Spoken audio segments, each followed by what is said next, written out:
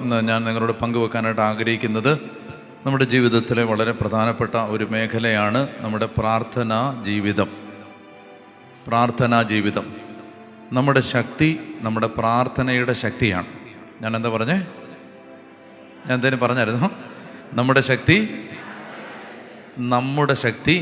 നമ്മുടെ പ്രാർത്ഥനയുടെ ശക്തിയാണ്. എന്നോട് പറഞ്ഞേ.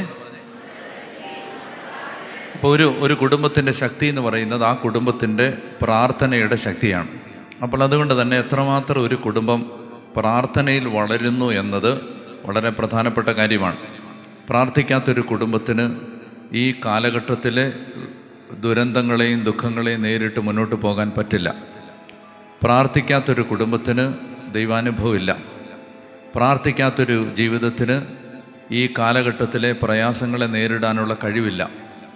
അപ്പോൾ അതുകൊണ്ട് വളരെ പ്രധാനപ്പെട്ടൊരു കാര്യമാണ്. ഒത്തിരി മക്കൾ പ്രയാസത്തിലാണ്, അഗാധമായ പ്രയാസങ്ങളുടെ നടുവിലാണ് മനുഷ്യർ ജീവിക്കുന്നതെന്ന് നമുക്ക് മനസ്സിലാക്കി തരുന്നുണ്ട്.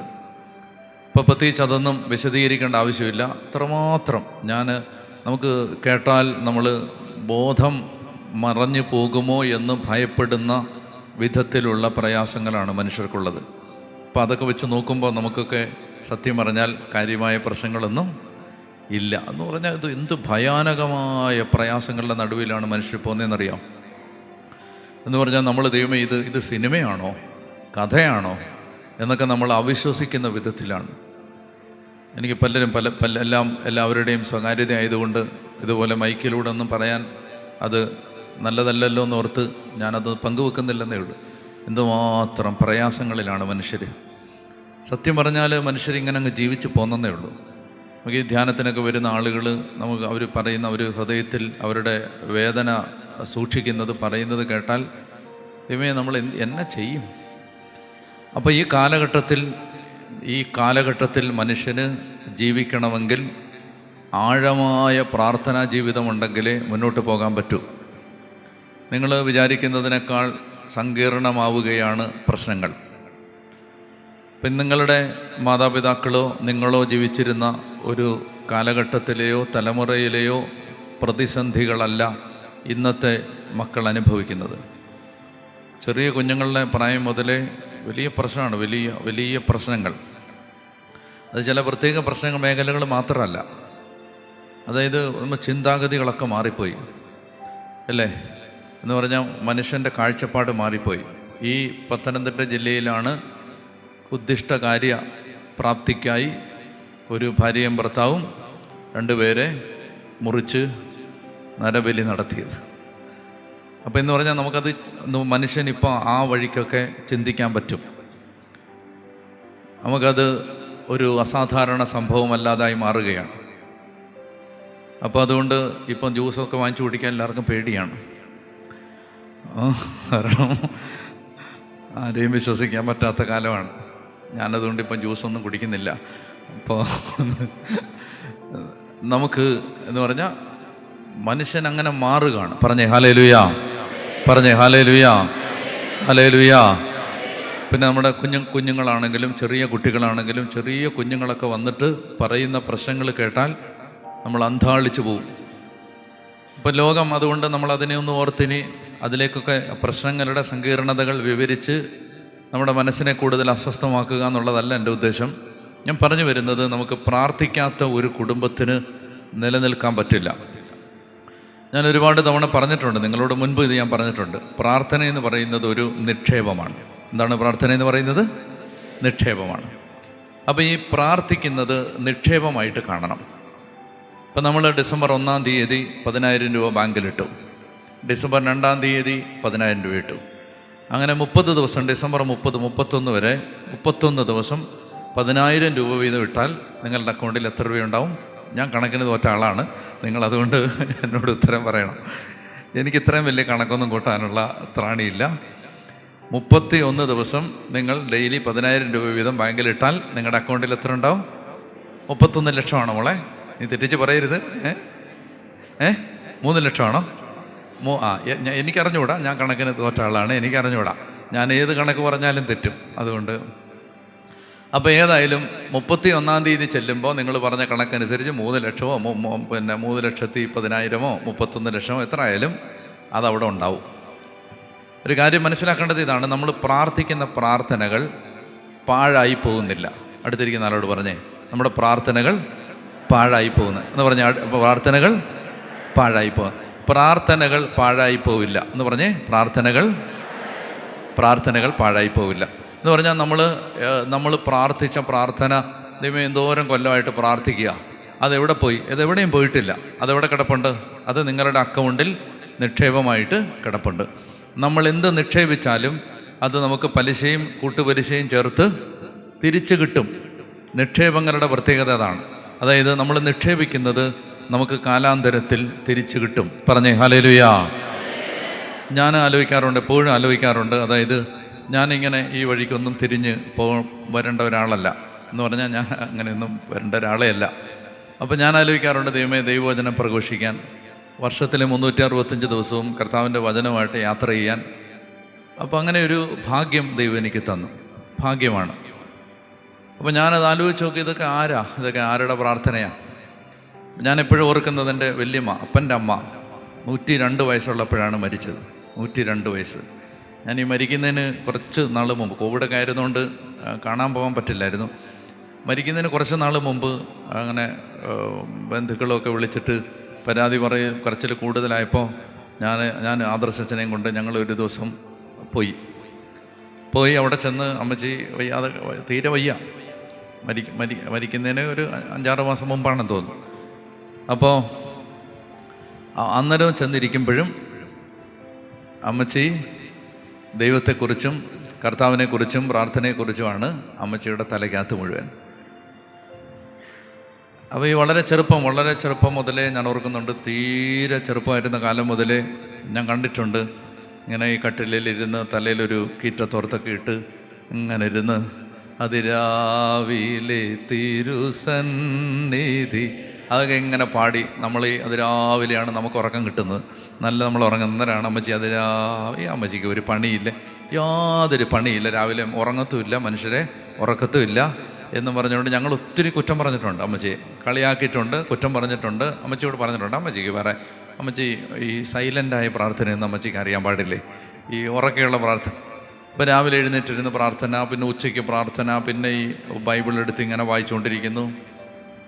അങ്ങനെയൊക്കെ 102 വയസ്സ് വരെ ഒരു വല്യമ്മ പ്രാർത്ഥിച്ചതിൻ്റെ മിച്ചമാണ് നിങ്ങളുടെ മുമ്പിൽ നിൽക്കുന്നത് എന്ന് പറഞ്ഞാൽ, അതപ്പോൾ പ്രാർത്ഥന പാഴായിപ്പോയോ? ഇല്ല. ആ പ്രാർത്ഥനയാണ് തലമുറകളിലേക്ക് അനുഗ്രഹമായിട്ട് മാറുന്നത്. പറഞ്ഞേ ഹല്ലേലൂയാ, പറഞ്ഞേ ഹല്ലേലൂയാ. അപ്പോൾ ഈ പ്രാർത്ഥന പാഴായി പോവില്ല എന്ന് പറഞ്ഞേ, പ്രാർത്ഥന പാഴായി പോകും. അപ്പോൾ അതുകൊണ്ട് ഞാൻ ആമുഖം പറയുകയാണ്, നമുക്കതുകൊണ്ട് ദൈവവചനത്തിലൂടെ പ്രാർത്ഥനയെക്കുറിച്ച് നമ്മളൊന്ന് ഗ്രഹിക്കുന്നതും പഠിക്കുന്നതും നല്ലതാണെന്ന് എനിക്ക് തോന്നുന്നുണ്ട്. അപ്പോൾ ഒത്തിരി പ്രാർത്ഥിക്കുന്ന ഒരു തലമുറ, നമുക്ക് ഈ ദേവാലയത്തെക്കുറിച്ചും ഈ ദേശത്തെക്കുറിച്ചും എൻ്റെ ഒരു സന്തോഷം, പ്രാർത്ഥിക്കാൻ താല്പര്യമുള്ളൊരു ജനത ഈ ദേശത്തുണ്ട്. നന്നായിട്ടൊന്ന് ഊതി കത്തിച്ചെടുത്താൽ നന്നായി പ്രാർത്ഥനയിൽ വളർന്നു വരാൻ സാധ്യതയുള്ള ജീവിതങ്ങൾ ഈ പ്രദേശത്തുണ്ട്. അതുകൊണ്ട് നമുക്ക് പ്രാർത്ഥനയെക്കുറിച്ച് കുറച്ചൊന്ന് ചിന്തിക്കാം. നമുക്കെടുക്കാം ലൂക്കാ സുവിശേഷത്തിൻ്റെ 11-ാം അധ്യായം. ലൂക്കാ 11, അതിൻ്റെ 1-2 വാക്യങ്ങൾ നിങ്ങൾ ബൈബിൾ കൊണ്ടുവന്നു എന്ന് ഞാൻ വിചാരിക്കുന്നു. എടുത്ത് വായിക്കാം. ലൂക്കാ 11, 1-2 വാക്യങ്ങൾ വായിക്കാമോ? അവൻ ഒരിടത്ത് പ്രാർത്ഥിച്ചു കൊണ്ടിരിക്കുകയായിരുന്നു. പ്രാർത്ഥിച്ചു കഴിഞ്ഞപ്പോൾ ശിഷ്യന്മാരിൽ ഒരുവൻ വന്ന് പറഞ്ഞു, കർത്താവേ, യോഹന്നാൻ തൻ്റെ ശിഷ്യന്മാരെ പഠിപ്പിച്ചതുപോലെ ഞങ്ങളെയും പ്രാർത്ഥിക്കാൻ പഠിപ്പിക്കുക. അതാണ് ഒന്നാമത്തെ കാര്യം. അപ്പോൾ ഒന്നുകൂടെ വായിക്കാം. ലൂക്കാ സുവിശേഷം 11-ാം അധ്യായം 1-ാമത്തെ വാക്യം. അവൻ ഒരിടത്ത് പ്രാർത്ഥിച്ചു കൊണ്ടിരിക്കുകയായിരുന്നു. പ്രാർത്ഥിച്ചു കഴിഞ്ഞപ്പോൾ ശിഷ്യന്മാരിൽ ഒരുവൻ വന്ന് പറഞ്ഞു, കർത്താവേ, യോഹന്നാൻ തൻ്റെ ശിഷ്യന്മാരെ പ്രാർത്ഥിക്കാൻ പഠിപ്പിച്ചതുപോലെ ഞങ്ങളെയും പ്രാർത്ഥിക്കാൻ പഠിപ്പിക്കുക. ശിഷ്യന്മാർ യേശുവിനോട് വന്ന് ചോദിക്കുന്നത്, തളർവാദ രോഗിയെ എഴുന്നേൽപ്പിക്കാൻ ഞങ്ങളെ പഠിപ്പിക്കണമെന്നല്ല, 5 അപ്പം 5000 വർദ്ധിപ്പിക്കുന്ന മാസ്മരിക വിദ്യയുടെ മർമ്മ രഹസ്യങ്ങൾ പറഞ്ഞു തരാമോ എന്നല്ല ചോദിക്കുന്നത്. അപ്പസ്തോലന്മാർ യേശുവിനോട് ചോദിക്കുന്നത്, കർത്താവേ, ഞങ്ങളെ പ്രാർത്ഥിക്കാൻ പഠിപ്പിക്കണമേ എന്ന് പറയാവോ? കർത്താവേ, അവർക്ക് പറയാവോ? കർത്താവേ, ഞങ്ങളെ പ്രാർത്ഥിക്കാൻ പഠിപ്പിക്കണമേ. കർത്താവേ, ഞങ്ങളെ പ്രാർത്ഥിക്കാൻ പഠിപ്പിക്കണമേ. ഞാൻ പറയുന്നത്, നമ്മൾ പ്രാർത്ഥിക്കാൻ പഠിച്ചാൽ ആ ജനതയെ പരാജയപ്പെടുത്താൻ ആർക്കും പറ്റില്ല. പ്രാർത്ഥിക്കാൻ അറിയാവുന്നൊരു കുടുംബത്തെ തോൽപ്പിക്കാൻ മാത്രം ഒരു പൈശാചിക ശക്തിയും വളർന്നിട്ടില്ല. ഈ എസ്തേറിൻ്റെ പുസ്തകത്തിൽ, ബൈബിളിൽ എസ്തേറിൻ്റെ പുസ്തകത്തിൽ എടുക്കണ്ട, എടുത്ത് വായിച്ചാൽ നിങ്ങൾക്ക് തലവേദന എടുക്കും. 2-ാം അധ്യായം കഴിഞ്ഞ് 9-ാം അധ്യായം, 9-ാം അധ്യായം കഴിഞ്ഞ് 1-ാം അധ്യായം, അങ്ങനെയൊക്കെയാണ് എസ്തേറിൻ്റെ പുസ്തകത്തിൻ്റെ ചാപ്റ്റർ. അപ്പോൾ അതുകൊണ്ട് വായിച്ച് വിഷമിപ്പിക്കുന്നില്ല, കേട്ടാൽ മതി. എസ്തേറിൻ്റെ പുസ്തകത്തിൽ ഹാമാൻ എന്ന ഒരു പട്ടാളക്കാരനുണ്ടായിരുന്നു, സൈന്യാധിപൻ. സൈന്യാധിപൻ്റെ പേരെന്താണ്? ഹാമാൻ എന്ന് പറയുന്ന സൈന്യാധിപൻ. അപ്പോൾ യഹൂദനായ മറ്റൊരു മനുഷ്യൻ, അദ്ദേഹത്തിൻ്റെ പേരാണ് മൊർദെക്കായി. എന്തോന്ന്? മൊർദെക്കായി എന്ന് പറയുന്നത് എസ്തേറിൻ്റെ വളർത്തച്ഛനാണ്. എസ്തേറിൻ്റെ വളർത്തച്ഛൻ. അപ്പോൾ എസ്തേറിനെ വളർത്തിയത് മൊർദെക്കായിയാണ്. അപ്പോൾ ഈ മൊർദെക്കായി ഒരു പ്രാർത്ഥനാ മനുഷ്യനാണ്. അദ്ദേഹം എല്ലാ പ്രഭാതത്തിലും ദൈവത്തിൻ്റെ മുമ്പിൽ മുട്ടുകുത്തും, ഇസ്രായേലിൻ്റെ ദൈവത്തെ ആരാധിക്കും. മൊർദെക്കായി ദൈവത്തിൻ്റെ മുമ്പാകെ മുട്ടുകുത്തുകയും പ്രാർത്ഥിക്കുകയും ചെയ്തിരുന്നത് കൊണ്ട് മൊർദെക്കായി ഹാമാനെ അധികം മൈൻഡ് ചെയ്യില്ലായിരുന്നു.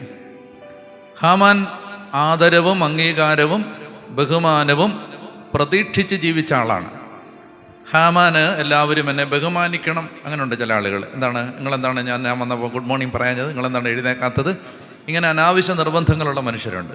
അപ്പോൾ എല്ലാവരും എന്നെ ബഹുമാനിക്കണം എന്ന് പറയുന്ന ആ ആത്മപൂജയുടെ ആ സ്വയം ബഹുമാനിക്കപ്പെടണമെന്ന ആഗ്രഹത്തിൻ്റെ മൂർത്തീഭാവമായിരുന്നു ഹാമാൻ. പക്ഷെ മൊർദെക്കായി എന്താണ്? മൊർദെക്കായി ദൈവത്തിൻ്റെ മുമ്പിൽ മുട്ടുകുത്തുന്ന ആളാണ്.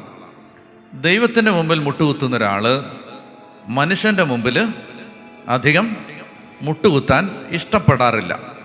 ദൈവത്തെ ബഹുമാനിക്കുന്നത് കൊണ്ട് മനുഷ്യരെ ബഹുമാനിക്കും. പക്ഷേ ഈ ഹാമാൻ പറയുന്നത് പോലെ അനാവശ്യ നിർബന്ധങ്ങൾക്ക് വഴിപ്പെടാൻ മൊർദെക്കായി തയ്യാറായിരുന്നില്ല. അതുകൊണ്ട് തന്നെ ഹാമാന് സ്വാഭാവികമായും മൊർദെക്കായിയോടും യഹൂദന്മാരോടും സ്വാഭാവികമായും വിരോധമുണ്ടായി, വൈരാഗ്യമുണ്ടായി.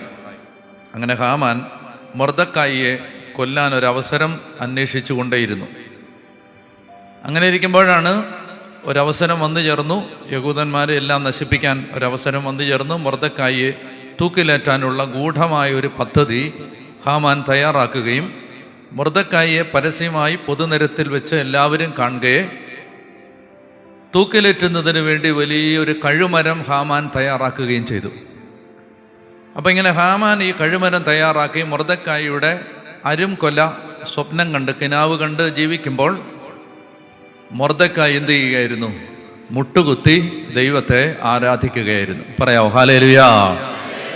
അതായത് സാത്താൻ നിന്റെ കുടുംബത്തെ നശിപ്പിക്കാൻ, സാത്താൻ നിന്റെ പ്രിയപ്പെട്ടവരെ വഞ്ചിക്കാൻ, ലോകവും പിശാചും ജഡവും മോഹങ്ങളുമെല്ലാം ഈ ലോകം ഇങ്ങനെ വാപിളർന്ന് നിൽക്കുന്ന ഒരു വിഷസർപ്പത്തെ പോലെ അപ്പാടെ വിഴുങ്ങാൻ ഇങ്ങനെ വാപിളർന്ന് നിൽക്കുമ്പോൾ നമ്മുടെ ജീവിതത്തെ നശിപ്പിക്കാനുള്ള പദ്ധതികളും കെണികളും തയ്യാറാക്കുന്ന നേരത്ത് നമ്മൾ എന്ത് ചെയ്യുകയാണ്? ദൈവമക്കൾ അവർക്ക് ചെയ്യാൻ അവർക്കറിയാവുന്ന ഏക കാര്യം എന്താണ്? പ്രാർത്ഥിക്കുക എന്നുള്ളതാണ്. അതുകൊണ്ട് മൊർദെക്കായി പ്രാർത്ഥിച്ചു കൊണ്ടേയിരുന്നു. പറഞ്ഞേ ഹല്ലേലൂയാ, ഹല്ലേലൂയാ. അതായത് നമുക്ക് അതാണ്, അത് ഈ ദൈവ മനുഷ്യർക്ക് ധൈര്യമുണ്ട്. ഞാൻ എന്താ പറഞ്ഞേ? ദൈവ മനുഷ്യർക്ക് ധൈര്യമുണ്ട്. ധൈര്യം. ഇന്നത്തെ മനുഷ്യന് ഞാൻ ഇന്നലെ പറഞ്ഞില്ലേ, വലിയ ഭയമാണ് മനുഷ്യന്. ഡിപ്രഷൻ, ഭയം. ഇത് മനുഷ്യനിങ്ങനെ അലട്ടുന്നുണ്ട്. അപ്പം നമ്മളൊരു കാര്യം മനസ്സിലാക്കേണ്ടത്, ദൈവ മനുഷ്യർക്ക് ഭയമില്ല.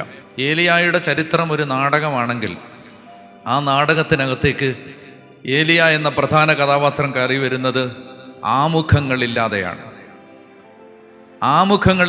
കയറി വരുന്നത്. എന്ന് പറഞ്ഞാൽ നമ്മളിങ്ങനെ ബൈബിൾ വായിച്ച് പോകുമ്പോൾ രാജാക്കന്മാരുടെ 1-ാം പുസ്തകത്തിൽ എടുക്കും 17-ാം അധ്യായത്തിലേക്ക് എത്തുമ്പോൾ പെട്ടെന്നാണ്, ഓഫ് ഹാൻഡായിട്ട്, അബ്രപ്റ്റായിട്ട്, നൊടി നാഴിക നേരം കൊണ്ട്, കണ്ണിമ ചിമ്മുന്ന നാഴിക നേരം കൊണ്ട് പെട്ടെന്ന് ഒരു കഥാപാത്രം, അതും പ്രധാന കഥാപാത്രം സ്റ്റേജിലേക്ക് കയറി വരികയാണ്. അങ്ങനെയാണ് ഏലിയ നമ്മുടെ ഈ വചനത്തിൻ്റെ താളുകളിൽ പ്രത്യക്ഷപ്പെടുന്നത്. ഇങ്ങനെയാണ് ആ ഭാഗം തുടങ്ങുന്നത്. 1 രാജാക്കന്മാർ 17:1. അക്കാലത്ത് ഗിലെയാദിലെ തിഷ്ബയിൽ നിന്നുള്ള ഏലിയ പ്രവാചകൻ ആഹാബിനോട് പറഞ്ഞു. എടുക്കാവോ അത്? ഗിലെയാദിലെ തിഷ്ബയിൽ നിന്നുള്ള ഏലിയാ പ്രവാചകൻ ആഹാബിനോട് പറഞ്ഞേ ഹല്ലേലൂയാ. അതായത് കണ്ടോ, ഇതൊരു നാടകമാണെങ്കിൽ ഈ നാടകത്തിലേക്ക് പ്രധാന കഥാപാത്രം കയറി വരുന്നത് ആമുഖങ്ങൾ ഇല്ലാതെയാണ്, അവതാരികകളില്ലാതെയാണ്. അയാളിങ്ങനെ കയറി വരികയാണ്, വിത്തൗട്ട് നോ ഇൻട്രഡക്ഷൻ. ഇയാളിങ്ങനെ രംഗത്തേക്ക് പ്രത്യക്ഷപ്പെട്ടിട്ട് നമ്മളിങ്ങനെ അന്തിച്ച്, കാണികൾ, കാഴ്ചക്കാർ അന്തിച്ച് നിൽക്കുകയാണ്. ആരാണിത്? ആരാണിത്? ആർക്കും ഒന്നും മനസ്സിലാവുന്നില്ല അല്ലേ? ഒരു ഇൻട്രഡക്ഷൻ ഉണ്ടായില്ലേ? മറ്റേ ഞാൻ സിനിമയൊക്കെ പറഞ്ഞാൽ അത് മോശമാവുന്നുള്ളതുകൊണ്ട് ഞാൻ പറയുന്നില്ല. ചില കഥാപാത്രങ്ങളൊക്കെ സിനിമയിലേക്കൊക്കെ വരുന്നതിന് മുമ്പ് കൂടെയുള്ള ആളുകളൊക്കെ എന്ത് ചെയ്യും, ഒരു വലിയ ആമുഖം കൊടുക്കും. വരാൻ പോവാണ്, ആരാണ്? സിംഹം, നരസിംഹം വരാൻ പോവാണ് എന്നൊക്കെ പറഞ്ഞിട്ട് ആമുഖം കൊടുക്കും. എന്ന് പറഞ്ഞ പോലെയാണ് പ്രധാന കഥാപാത്രങ്ങൾ വരുന്നതിന് മുമ്പ് ഒന്നുകിൽ അതിനകത്ത് ഒരു സംഗീതം കൊണ്ട് അവരൊരു ആമുഖം തയ്യാറാക്കും. അതായത് അപ്പോൾ ഈ കാണികൾക്ക് അറിയാം ആരോ എന്തോ സംഭവിക്കാൻ പോവാണ്. അപ്പോൾ ഇങ്ങനെ വലിഞ്ഞു മുറുകുന്ന ഒരു അന്തരീക്ഷം സൃഷ്ടിക്കും. പക്ഷെ നമ്മൾ ഈ ബൈബിൾ വായിച്ച് പോകുമ്പോൾ നമ്മൾ കാണുന്നത് ഈ 17-ാം അധ്യായത്തിൽ നമ്മൾ ഈ വായനക്കാരൻ പെട്ടെന്ന് ഷോക്ക്ഡ് ആവുകയാണ്. വായനക്കാരൻ പെട്ടെന്ന് നടുങ്ങുകയാണ്. ആരാണിത്? ഈ കയറി വന്ന കഥാപാത്രത്തെ നിങ്ങൾക്ക് വല്ല പരിചയമുണ്ടോ? ആരാണ് ഈ വന്നത്? ഗിലെയാദിലെ തിഷ്ബയിൽ നിന്നുള്ള ഏലിയാ പ്രവാചകൻ. ഇതിനു മുമ്പ് അദ്ദേഹത്തെക്കുറിച്ച് ആകെയുള്ളത്, ഇതിന് തൊട്ട് മുമ്പ് 1-2 വാക്യങ്ങളിൽ അദ്ദേഹത്തെക്കുറിച്ച് നേരിട്ട് സൂചനയില്ല. അദ്ദേഹം വരാനുള്ള പശ്ചാത്തലം മാത്രം പറയുന്നു. അപ്പം ഞാൻ പറയുന്നത് ഇങ്ങോട്ട് നോക്കിയേ. അപ്പോൾ ഏലിയാ പ്രവാചകൻ കയറി വന്നു. അപ്പം നമ്മളിങ്ങനെ നോക്കുകയാണ്, ആരാണിത്? ഗിലെയാദിലെ തിഷ്ബയിൽ നിന്നുള്ള ഏലിയ. ഈ പ്രവാചകൻ കയറി വന്നിട്ട് അദ്ദേഹം പറയുന്നത് ഇങ്ങനെയാണ്, ഞാൻ സേവിക്കുന്ന കഷായോ ഇസ്രായേൽ, കഷായം സേവിക്കുന്ന കാര്യമല്ലേ പറയും. ഞാൻ സേവിക്കുന്ന ഇസ്രായേലിൻ്റെ ദൈവമാണ്. ഞാൻ സേവിക്കുന്ന ഇസ്രായേലിൻ്റെ ദൈവമായ കർത്താവാണ്. വരും കൊല്ലങ്ങളിൽ ഞാൻ പറഞ്ഞല്ലാതെ മഴയോ മഞ്ഞോ പെയ്യില്ല. പറഞ്ഞേ ഹല്ലേലൂയാ. നിങ്ങൾ മനസ്സിലാക്കേണ്ടതെന്നറിയാം, ഇസ്രായേലിൻ്റെ രാജപരമ്പരകളുടെ ചരിത്രം പരിശോധിച്ചാൽ, ഇസ്രായേലിലെ രാജകുടുംബങ്ങളുടെ കഥ പരിശോധിച്ചാൽ നമ്മൾ കാണും, ആ ഇസ്രായേൽ രാജപരമ്പരകളിലെ ഏറ്റവും ക്രൂരനും അധമനും നീചനും നിന്ദനുമായ രാജാവായിരുന്നു ആര്? ആഹാബ്. മഹാനീചനായ രാജാവായിരുന്നു. നാബോത്തിൻ്റെ മുന്തിരിത്തോട്ടം പിടിച്ചെടുത്തവൻ. അദ്ദേഹത്തിൻ്റെ ഭാര്യ എന്ന് പറയുന്നത് ഇസ്രായേൽ ചരിത്രത്തിലെ ഏറ്റവും അധമയായ സ്ത്രീയായിരുന്നു. രാജപരമ്പരയിലെ ഏറ്റവും ഹീനമായ പ്രവൃത്തി ചെയ്ത ജസബൽ എന്ന് പറയുന്ന ഭാര്യ. ആഹാബും ജസബലും അപ്പം അത്രയും നൊട്ടോറിയസ് ആയ ആളുകളാണ്. അവർ കുപ്രസിദ്ധി നേടിയവരാണ്. കിരാതത്വത്തിനും ക്രൂരതയ്ക്കും കുപ്രസിദ്ധി നേടിയ ഈ രാജാവും രാജ്ഞിയും ക്രൂരനും ക്രൂരയുമാണ്. കേൾക്കുന്നുണ്ടോ? അപ്പം ഈ രാജാവ് കൊള്ളരുതായ്മകൾ ഇങ്ങനെ ഓരോന്നോരോന്ന് കാണിച്ച് രാജാവ് ഇങ്ങനെ രാജ്യത്തെ നശിപ്പിച്ചുകൊണ്ടിരിക്കുമ്പോൾ പ്രവാചകൻ പെട്ടെന്ന് അങ്ങോട്ട് കയറി വന്നിട്ട് പറയുകയാണ്, രാജാവിൻ്റെ മുമ്പിൽ വന്നിട്ട് ഒരു സാമ്രാജ്യത്തെ ഒറ്റയ്ക്ക് നേരിടുകയാണ്. ഒരു രാജ്യത്തെ ഒറ്റയ്ക്ക് നേരിടുകയാണ്. ഒരു സാമ്രാജ്യ അധിപതിയെ, ഒരു പ്രജാപതിയെ, ചക്രവർത്തിയെ ഒറ്റയ്ക്ക് നേരിടുകയാണ്. നേരെ വന്നിട്ട് അയാളുടെ നെറുകയ്ക്ക് നേരെ ആരോപണത്തിൻ്റെ ചൂണ്ടുവിരൽ നീട്ടിയിട്ട് പറഞ്ഞു, ഞാൻ പറഞ്ഞല്ലാതെ ഈ ദേശത്ത് ഇനി മഴയോ മഞ്ഞോ പെയ്യില്ല.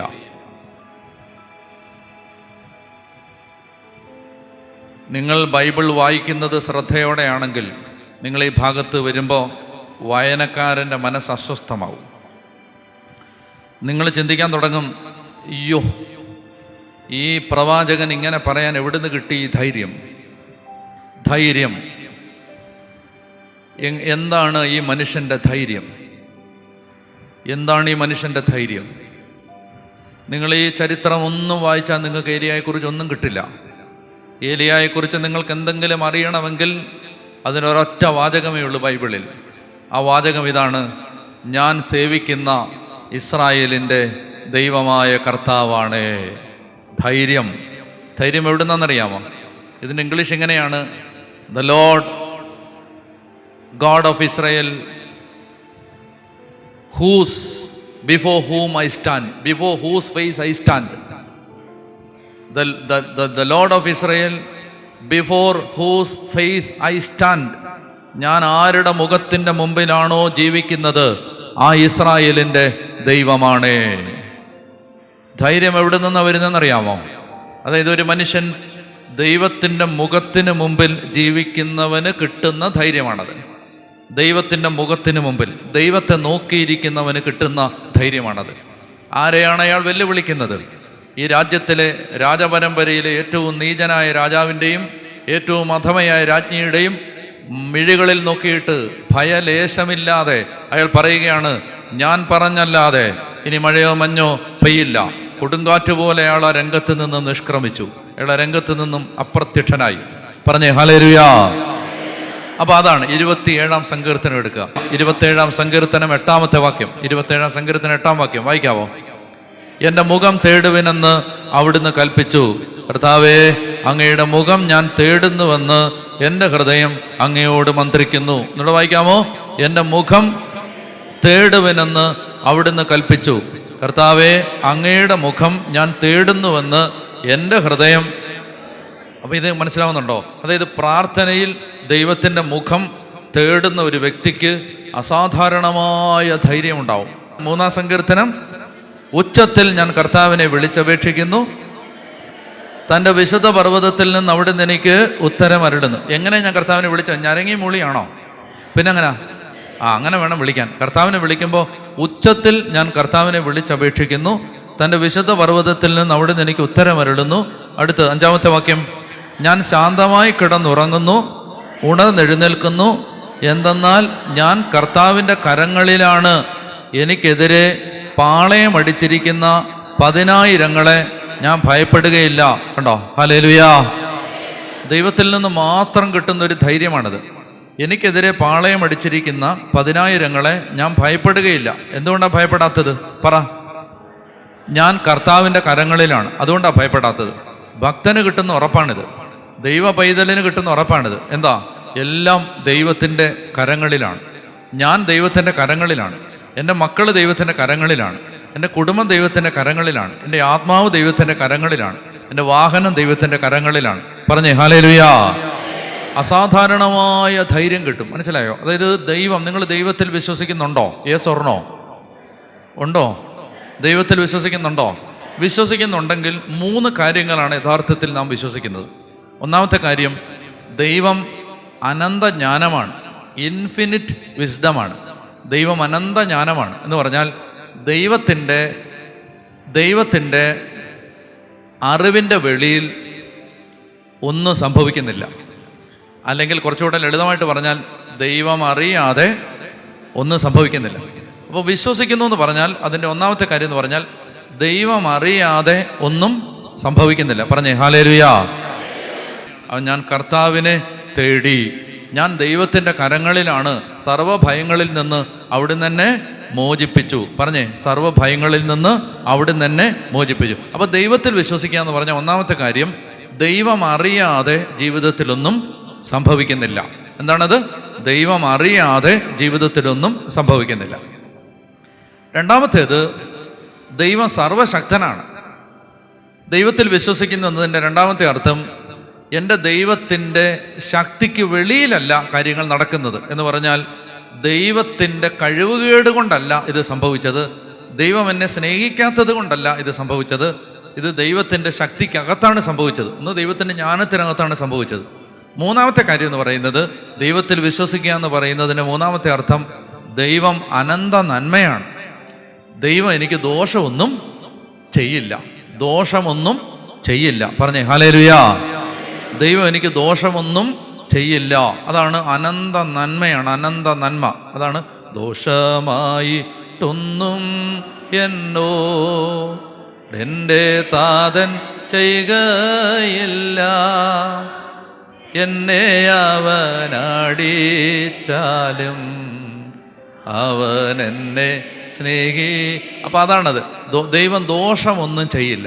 ദൈവത്തെ സ്നേഹിക്കുന്നവർക്ക് അവിടുത്തെ പദ്ധതി അനുസരിച്ച് വിളിക്കപ്പെട്ടവർക്ക് അവിടുന്ന് എല്ലാം നന്മയ്ക്കായി പരിണമിപ്പിക്കും. ഞാൻ പറയുന്നത് എന്തിനാ, ഈ ഭാരവും വിഷമമുള്ള ഒത്തിരി പേരുണ്ട്. സഹിക്കാൻ പറ്റാത്ത വേദന, ഉറങ്ങാൻ പറ്റുന്നില്ല, നിരാശ, മരുന്ന് കഴിച്ചാൽ പോലും ഉറങ്ങാൻ പറ്റുന്നില്ല.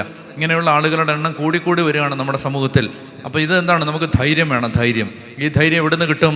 നമുക്ക് ദൈവം തരും. കർത്താവ് പറഞ്ഞില്ലേ, ഞാൻ നിങ്ങൾക്ക് സമാധാനം തന്നിട്ട് പോകുന്നു, ലോകം തരുന്നത് പോലെയല്ല ആ സമാധാനം, ഞാൻ നിങ്ങൾക്ക് തരുന്ന സമാധാനം. അതായത് ലോകത്ത് പ്രശ്നങ്ങളുടെ നടുവിൽ, 100 പ്രശ്നങ്ങളുടെ നടുവിലും വലിയൊരു സമാധാനം, വലിയൊരു ആനന്ദം ദൈവം നമുക്ക് തരും. പറഞ്ഞേ ഹല്ലേലൂയാ, ഹല്ലേലൂയാ, ഹല്ലേലൂയാ.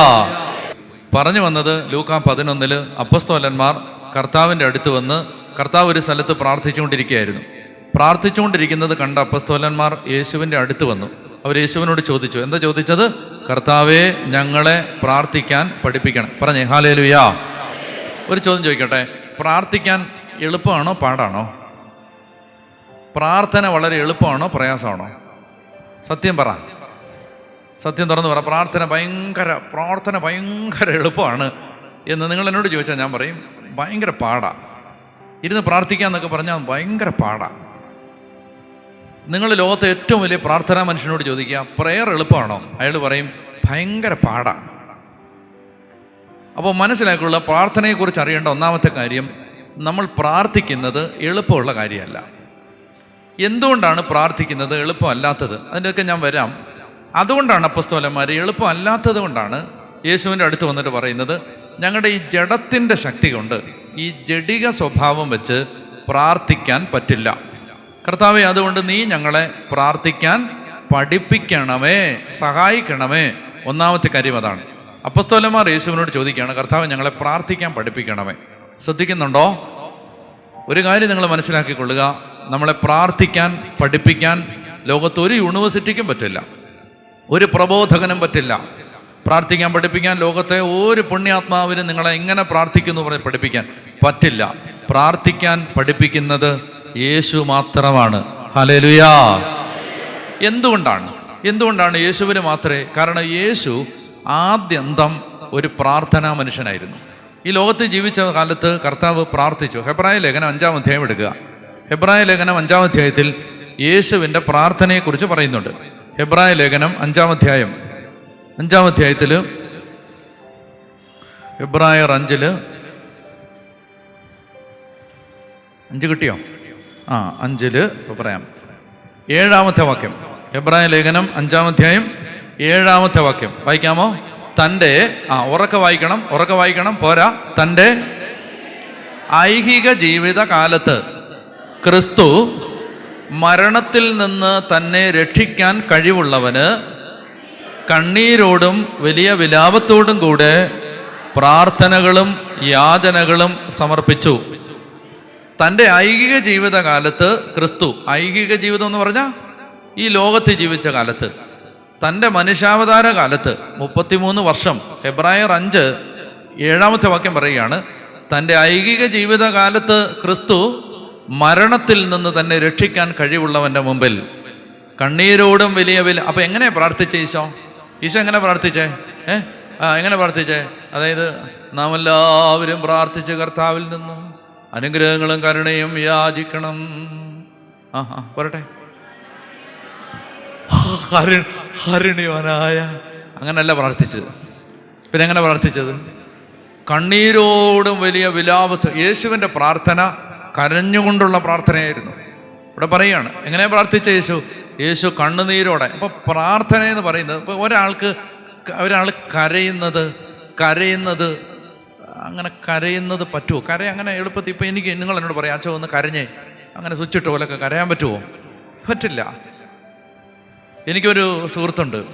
ആള് ദേവാലയത്തിൽ കയറി പരിശുദ്ധന്റെ മുമ്പിലിരുന്നാൽ അന്നേരം മുതൽ ഇങ്ങനെ കണ്ണുനീരിങ്ങനെ കൊടുകൂടാ ഒഴുകാൻ തുടങ്ങും. കണ്ണുനീരിങ്ങനെ ഒഴുകിക്കൊണ്ടിരിക്കുകയാണ്.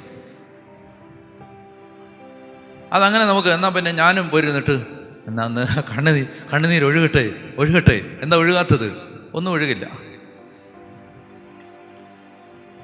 അപ്പോൾ ഈ പ്രയറിനകത്ത് നമ്മുടെ അകം ഉൾച്ചേരാതെ, നമ്മുടെ ആത്മാവ് അതിൽ പങ്കെടുക്കാതെ, നമ്മുടെ അകത്തു നിന്നത് വരാതെ ഒരാൾക്കൊന്നും കരഞ്ഞ് പ്രാർത്ഥിക്കാനൊന്നും പറ്റില്ല. മനസ്സിലായി? നിങ്ങൾ പരിശുദ്ധ കുർബാനയുടെ പ്രാർത്ഥനകൾ ചൊല്ലുമ്പോൾ നിങ്ങൾക്കത് ഹൃദയത്തെ തൊടണമെങ്കിൽ നിങ്ങൾ ആ ആത്മാവിൽ അതിനെ ഏറ്റെടുക്കാതെ പറ്റില്ല. പ്രാർത്ഥനകളുടെ അർത്ഥം അറിയാതെ പറ്റില്ല. ഇപ്പോൾ നമ്മളിങ്ങനെ ഒത്തിരി പ്രാർത്ഥനകൾ ചൊല്ലുന്നുണ്ട്, പലതിൻ്റെ അർത്ഥം അറിഞ്ഞുകൂടാ, അല്ലേ? ഒത്തിരി കാര്യങ്ങളുടെ അർത്ഥം അറിഞ്ഞുകൂടാ. ഒരു എന്ത് അർത്ഥം ചോദിച്ചാൽ നമ്മൾ ചോദിക്കുന്നവർ നാണം കെടുത്തേ ഉള്ളൂ. ഇനി നിങ്ങൾ എന്നോട് ചോദിച്ചാൽ എല്ലാം എനിക്കും അറിയണമെന്നില്ല. അപ്പം അങ്ങനെ നമ്മൾ അർത്ഥം അറിയാതെ, ഈശോ സമരിയക്കാരോട് പറഞ്ഞില്ലേ, നിങ്ങൾ അറിയാത്തതിനെ സമരിയാക്കാരോട് ഈശോ എന്നാ പറഞ്ഞേ? നിനക്ക് സുഖമാണോ? പിള്ളേരൊക്കെ എത്ര ഉണ്ട്? എന്താ ഈശോ സമരിയാക്കാരോട് എന്താ ചോദിച്ചേ? നിങ്ങൾ ചുമ്മാ ഒരുമാതിരി. സമരിയാക്കാരോട് ഈശോ എന്തെങ്കിലും ചോദിച്ചോ? എന്തെങ്കിലും ചോദിച്ചോ? പിള്ളേരെ സമരിയാക്കാരിയോട് എന്തെങ്കിലും ചോദിച്ചോ? കുടിക്കാൻ വെള്ളം തരാൻ പറഞ്ഞു അല്ലേ? കുടിക്കാൻ വെള്ളം തരാൻ പറഞ്ഞു. അപ്പോൾ കുടിക്കാൻ വെള്ളം തരാൻ പറഞ്ഞപ്പോൾ അവളെന്താ പറഞ്ഞു? നാരങ്ങ വെള്ളം വേണോ, മാംഗോ ജ്യൂസ് വേണോ എന്താ പറഞ്ഞേ? എന്താ അവള് പറഞ്ഞു, നീ യഹൂദനായിരിക്കെ സമരിയാക്കാരിയായ എന്നോട് കുടിക്കാൻ ചോദിക്കുന്നത് മോശമാണ് കേട്ടോ എന്ന് പറഞ്ഞു. ഉടനെ കർത്താവ് എന്താ പറഞ്ഞേ? നിന്നോട് സംസാരിക്കുന്നവൻ ആരെന്നും അവന് തരാൻ പറ്റുന്നത് എന്താണെന്നും നീ അറിഞ്ഞിരുന്നെങ്കിൽ നീ എന്നോട് ചോദിക്കുകയും ഞാൻ നിനക്ക് ജീവന്റെ ജലം തരികയും ചെയ്യുമായിരുന്നു. അപ്പോൾ അവള് പറഞ്ഞു, പിന്നെ നിൻ്റെ കയ്യിൽ പിന്നെ പാളയും കയറൊന്നും ഇല്ലല്ലോ, തൊട്ടിയും കയറും, നീ കിണറാണെങ്കിൽ ആഴമുള്ളതും, നീ എങ്ങനെ വെള്ളം കോരും? ചുമ്മാ തള്ളാതെ സാറേ എന്ന് ആര് പറഞ്ഞു? സമരിയാക്കാരി പറഞ്ഞു. ഉടനെ കർത്താവ് പറയാണ്, ഞാൻ നിനക്ക് ജീവന്റെ ജലം തരും, പിന്നെ നിനക്ക് വെള്ളം വരേണ്ടി വരത്തില്ല, അത് നിനക്ക് നിത്യജീവനിലേക്ക് നിർഗളിക്കുന്ന അരുവിയായിട്ട് മാറും. അപ്പോൾ അവൾ പറഞ്ഞു, അങ്ങനെയാണെങ്കിൽ കൊള്ളാമല്ലോ സാറേ, ആ വെള്ളം എനിക്ക് തരാം, അങ്ങനെയാണെങ്കിൽ എനിക്ക് വെള്ളം കോരാൻ വരണ്ടല്ലോ. കർത്താവ് പറഞ്ഞു, ആ വെള്ളം തരാം, നിൻ്റെ ഹസ്ബൻഡിനെ കൊണ്ടുവരാൻ പറഞ്ഞു. അപ്പോൾ അവൾ പറഞ്ഞു,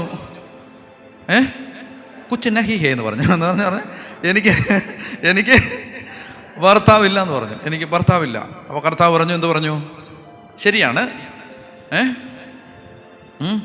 നീ ഉണ്മയാണ് ചൊല്ലിയിട്ടെ. എന്താ പറഞ്ഞത്? നീ പറഞ്ഞത് സത്യമാണ്. എന്താണ്? നിനക്ക് ഭർത്താവില്ല, നിനക്ക് 5 ഭർത്താക്കന്മാർ ഉണ്ടായിരുന്നു, എനിക്കതറിയാം കേട്ടോ, നിനക്ക് 5 ഭർത്താക്കന്മാരുണ്ടായിരുന്നു, ഇപ്പോഴുള്ളവനോ നിന്റെ ഭർത്താവല്ല. ഉടനെ വിഷയം മാറ്റാൻ വേണ്ടി അവൾ പറഞ്ഞു, യഹൂദന്മാർ പറയുന്നു ജെറുസലേമിൽ പോയി ആരാധിക്കണമെന്ന്. വിഷയം മാറ്റണം. എന്തിനാ? കെട്ടിയവനെ കൊണ്ടുവരാൻ പറഞ്ഞപ്പോൾ പഴയ കാര്യമെല്ലാം കർത്താവ് പിടിച്ച് കുടഞ്ഞിട്ടു. അപ്പോൾ അവിടെ ഭയങ്കര രസകരമായൊരു സംഭവമുണ്ട്. അതായത് യേശുവും ശിഷ്യന്മാർ എവിടുന്ന് വരികയാണ്? ഈ സമരിയാക്കാരിയോട് സംസാരിക്കുന്ന സമയത്ത് യേശുവും ശിഷ്യന്മാർ എവിടുന്നാണ് വന്നേ? എവിടുന്ന ഈ വന്ന യേശുവും ശിഷ്യന്മാരും? എറണാകുളത്തു നിന്നോ? ജെറുസലേമിൽ നിന്നാണ് വന്നത്. നിങ്ങൾ ബൈബിൾ വായിക്കണം കേട്ടോ. ജെറുസലേമിൽ നിന്നാണ് വന്നത്. ജെറുസലേമിൽ നിന്ന് അവർ എവിടേക്ക് പോവുകയായിരുന്നു? ജെറിക്കോയിലേക്ക് അല്ല, അവർ യേശുവിൻ്റെ ഗലീലയിലേക്ക് പോകുമായിരുന്നു. ജെറുസലേമിൽ നിന്ന് ഗലീലയിലേക്കുള്ള യാത്രാമധ്യയാണ് സിക്കാർ എന്ന് പറയുന്ന പട്ടണത്തിൽ യാക്കോബിൻ്റെ കിണറുള്ള സ്ഥലത്ത് യേശു വന്ന് അവിടെ മടുത്ത് ക്ഷീണിച്ച് കർത്താവ് അവിടെ ഇരിക്കുന്നത് കേട്ടോ. നിങ്ങൾ കുറച്ച് ബൈബിൾ വായിക്കണം കേട്ടോ. അപ്പോൾ അവിടെ വന്നിരുന്നു. അപ്പോൾ ആ സമയത്താണ് എന്ത് ചെയ്തു? ഒരു സമരിയാക്കാരി വെള്ളം കോരാൻ വന്നു. ഇപ്പോൾ യേശു ശിഷ്യന്മാർ എല്ലാം കൂടെ എത്ര പേരുണ്ട്? ടോട്ടൽ നമ്പർ ഓഫ് പീപ്പിൾ എത്ര ഉണ്ട്? 13. 13 പേരുണ്ട്. ഇപ്പോൾ 13 പേരാണ് മൊത്തം ഉള്ളത്. ഈ 13 പേരിൽ ഈ സമരിയാക്കാർ വരുന്ന സമയത്ത് എത്ര പേരുണ്ട് അവിടെ? ഈശോ മാത്രമേ ഉള്ളൂ. ബാക്കിയുള്ളവരവിടെ പോയി ഭക്ഷണം വാങ്ങാൻ പോയിരുന്നു. ലോകത്ത് വല്ലവരും ചെയ്യുന്ന കാര്യമാണോ? 13 പേർക്ക് ഫുഡ് വാങ്ങിക്കാൻ 12 പേര് പോവും. നിങ്ങളെന്ന് ആലോചിച്ച് നോക്കി. എനിക്കത് വായിച്ചിട്ട് ഒരു എത്തും പിടി. ഇതെന്താ എന്തൊരു നാണം കെട്ട പരിപാടി. അത് നട്ടുച്ച വെയിലത്ത്, മനുഷ്യൻ എരിപൊരി വെയിലത്ത്, ഉഗ്ര ഗ്രീഷ്മതാപം തലയ്ക്ക് മുകളിൽ, അത്രയും നട്ടുച്ച കത്തുന്ന വേവിൻ്റെ താഴെ ഈ മണലാരണ്യത്തിലൂടെ നടന്നു വന്നവന്മാർ 13 പേർക്ക് ആഹാരം വാങ്ങാൻ എത്ര പേര് പോയി? 12 പേര്. മണ്ടന്മാർ. 1-2 പേര് പോയിട്ട് പൊറോട്ട ഇറച്ചി വാങ്ങിച്ചുകൊണ്ട് വന്നാൽ പോരെ? 13 പേര് പോയിരിക്കുകയാണ്. അപ്പം ഞാനിത് വായിക്കുമ്പോഴൊക്കെ എൻ്റെ മനസ്സിൽ ഇത് ഞാൻ ഈ കമൻട്രി എല്ലാം നോക്കി. എന്താ ഇതെന്തിനാ ഈ 13 പേര് 12 പേര് പോയത്? എനിക്കത് മനസ്സിലായില്ല. പിന്നാണ് എനിക്കത് മനസ്സിലായത്. കുറേ നാൾ കഴിഞ്ഞാൽ മനസ്സിലായത്. എന്തെന്നറിയാമോ? കർത്താവ് നിർബന്ധിച്ച് വിട്ടതാണ്. ആരെ? ഈ 12 എണ്ണത്തെയും. അപ്പോൾ പത്രോസ് പറഞ്ഞില്ല, ഞാൻ നിനക്ക് ആരെങ്കിലും വേണം, അറ്റാക്കൊക്കെ വരാൻ, സിംഹമൊക്കെ വരുന്ന വഴിയാണ്, ഞാൻ നിന്നെ കൂടെ ഇല്ലില്ല പോയി എല്ലാവരും പോയി, നിങ്ങൾ ഒരുമിച്ച് പോകുമോ? ഒരുമിച്ച് പോയി വാങ്ങിച്ചോണ്ട് എല്ലാവരും പാട്ടൊക്കെ പാടി കഥയൊക്കെ പറഞ്ഞു പോയി നിർബന്ധിച്ച്. ഇതാണ് നമ്മുടെ കുമ്പസാരക്കൂട്. എന്താ? ഈ സിക്കാറിലെ യാക്കോബിൻ്റെ കിണറ്റുങ്കരയാണ്. അതുകൊണ്ടാണ് കർത്താവ് എന്ത്? നമ്മുടെ സ്വകാര്യതകളെല്ലാം ഈശോ കേൾക്കുന്നത് മറ്റൊരാളുടെ സാന്നിധ്യമില്ലാതെയാണ്. അവർക്ക് പറഞ്ഞേ ഹല്ലേലൂയാ, പറഞ്ഞേ ഹല്ലേലൂയാ. അപ്പോൾ അതാണ് കർത്താവിന് നമ്മുടെ ജീവിത തിന്മ നിറഞ്ഞ ഭൂതകാലത്തോടുള്ള ദൈവത്തിൻ്റെ സമീപനം. നമ്മുടെ കഴിഞ്ഞകാല ജീവിതത്തിൻ്റെ തിന്മകൾ ദൈവം പരിഗണിക്കുന്നില്ല. ഇപ്പോൾ എല്ലാവരും അനുദമിക്കണമെന്നും അവിടുത്തെ പക്കലേക്ക് മടങ്ങി വരണമെന്നാണ് അവിടെ നിന്ന് ആഗ്രഹിക്കുന്നത്. ഓക്കെ, സന്ദർഭവശാൽ പറഞ്ഞേ ഉള്ളൂ. അപ്പോൾ ഇവളുടെ ജീവിതത്തിൽ സംഭവിച്ച അബദ്ധങ്ങൾ, ഇവൾക്ക് വന്ന ബലഹീനത, പാവത്തിന് വന്ന പാപങ്ങളെല്ലാം കർത്താവ് എന്ത് ചെയ്ത് കുടഞ്ഞിട്ടു. അപ്പോൾ കർത്താവ് പറഞ്ഞു, എനിക്കറിയാമെന്ന് പറഞ്ഞു. നിനക്ക് 5 ഭർത്താക്കന്മാരുണ്ടായിരുന്നു, എനിക്കറിയാം. എല്ലാം അറിഞ്ഞല്ലേ. അപ്പോൾ കർത്താവ് പറഞ്ഞു, നീ ഇപ്പോഴുള്ളവൻ നിൻ്റെ ഭർത്താവും അല്ല. തീർന്നു. അപ്പോൾ ഉടനെ വിഷയം മാറ്റാൻ വേണ്ടി ചേച്ചി പറഞ്ഞു, എന്താ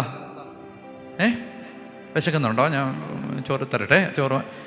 അങ്ങനെ വിഷയം മാറ്റാൻ വേണ്ടി നമ്മൾ പറയുന്നത് പോലെ തന്നെ ഇവള് പറഞ്ഞു, യഹൂദന്മാർ പറയുന്നു ജെറുസലേമിനാണ് ആരാധിക്കേണ്ടത്, എന്നാൽ ഞങ്ങളെ പിതാക്കന്മാർ പറയുന്നു ഈ മലയിലാണ്, ഗരിസീം മലയിലാണ് ദൈവത്തെ ആരാധിക്കേണ്ടത്. നീ എന്നാ പറയുന്നു? ഉടനെ കർത്താവ് പറഞ്ഞു, ഈ മലയിലോ ആ മലയിലോ അല്ല, മറിച്ച് യഥാർത്ഥ ആരാധകർ ദൈവത്തെ ആരാധിക്കുന്നത് എങ്ങനെയാണ്? ആത്മാവിലും സത്യത്തിലും ദൈവത്തെ ആരാധിക്കുന്ന സമയം വരുന്നു, അല്ല വന്നു കഴിഞ്ഞു. കർത്താവ് പറയുകയാണ്, യഥാർത്ഥ ആരാധകർ ദൈവത്തെ ആരാധിക്കുന്നത് ആത്മാവിലും സത്യത്തിലുമാണ്. പറഞ്ഞേ ഹല്ലേലൂയാ. എന്ന് പറഞ്ഞാൽ എന്താണ്? ആത്മാവിലും സത്യത്തിലും എന്ന് പറഞ്ഞാൽ ആരാധന വരുന്നത് അകത്തു നിന്നാണ്, പുറത്തു നിന്നല്ല. ആരാധന വരുന്നത് വായിൽ നിന്നല്ല, ചങ്കിൽ നിന്നാണ്. അതാണ് ആത്മാവിലും സത്യത്തിലുമുള്ള ആരാധന. അത് ഞാൻ പറഞ്ഞു, കരച്ചിലൊക്കെ വരുന്നത് ആർട്ടിഫിഷ്യൽ അല്ല, മറിച്ച് ഇത് അകത്തു നിന്ന് വരികയാണ്. ദൈവമേ എന്ന് വിളിക്കുമ്പോൾ ഒരാളുടെ കണ്ണ് നിറയുകയാണ്, യേശുവേ എന്ന് വിളിക്കുമ്പോൾ ഒരാൾ കരഞ്ഞു പോവുകയാണ്, കർത്താവേ എന്ന് വിളിച്ച് ഒരാൾ പ്രാർത്ഥിക്കുമ്പോൾ അയാളുടെ ഉള്ളൊരുക്കുകയാണ്. അത് വരുന്നത് ഈ അകത്ത് നടക്കുന്ന ആത്മാവിലും സത്യത്തിലും നടക്കുന്ന ആരാധനയിൽ നിന്നാണ് അത്തരം ചില ഭാവങ്ങൾ പുറത്തു വരുന്നത്. അപ്പോൾ ഈശോ പറയുകയാണ്, ആത്മാവിലും സത്യത്തിലും ആരാധിക്കുന്നവരെയാണ് ദൈവം അന്വേഷിക്കുന്നത്. എന്നിട്ട് ഈശോ പറഞ്ഞ വാചകമാണ്, നിങ്ങൾ അറിയാത്തതിനെ ആരാധിക്കുന്നു, ഞങ്ങളാകട്ടെ അറിയുന്നതിനെ ആരാധിക്കുന്നു. അറിയാത്തതിനെ ആരാധിക്കരുത്, അറിയാതെ ആരാധിക്കരുത്. അപ്പോൾ എന്താ സംഭവിക്കുന്നത് അറിയാം? നമ്മൾ ഈ കുർബാന പുസ്തകം ഉണ്ടോ നിങ്ങളുടെ കയ്യിൽ? അതെടുക്കണം. എടുത്തിട്ട് അതിനകത്ത് പ്രാർത്ഥനകളുണ്ട്.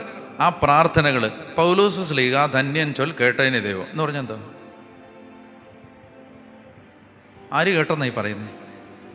പൗലോസ് ശ്ലീഹ കേട്ടെന്നോ? മനസ്സിലായോ? ഞാൻ ചോദിക്കാൻ പോയാൽ നിങ്ങൾ നാണം കെടും, എനിക്കറിയാം. അതായത് നമുക്കത് കുറച്ച് പേർക്കൊക്കെ അറിയാമായിരിക്കും, എല്ലാവർക്കും ഒന്നും അറിയത്തില്ല. ഇനി അറിയാത്തത് കൊണ്ട് നരകത്തിൽ പോകുന്നതെന്ന് ഞാൻ പറയുന്നില്ല. പക്ഷേ നിങ്ങൾ ആരാധനയുടെ നന്മ നിങ്ങൾക്ക് അനുഭവിക്കാൻ പറ്റില്ല. അറിയാതെ ആരാധിച്ചാൽ നിങ്ങൾ വർഷങ്ങളായിട്ട് ഇത് പാടുന്നുണ്ട് അല്ലേ?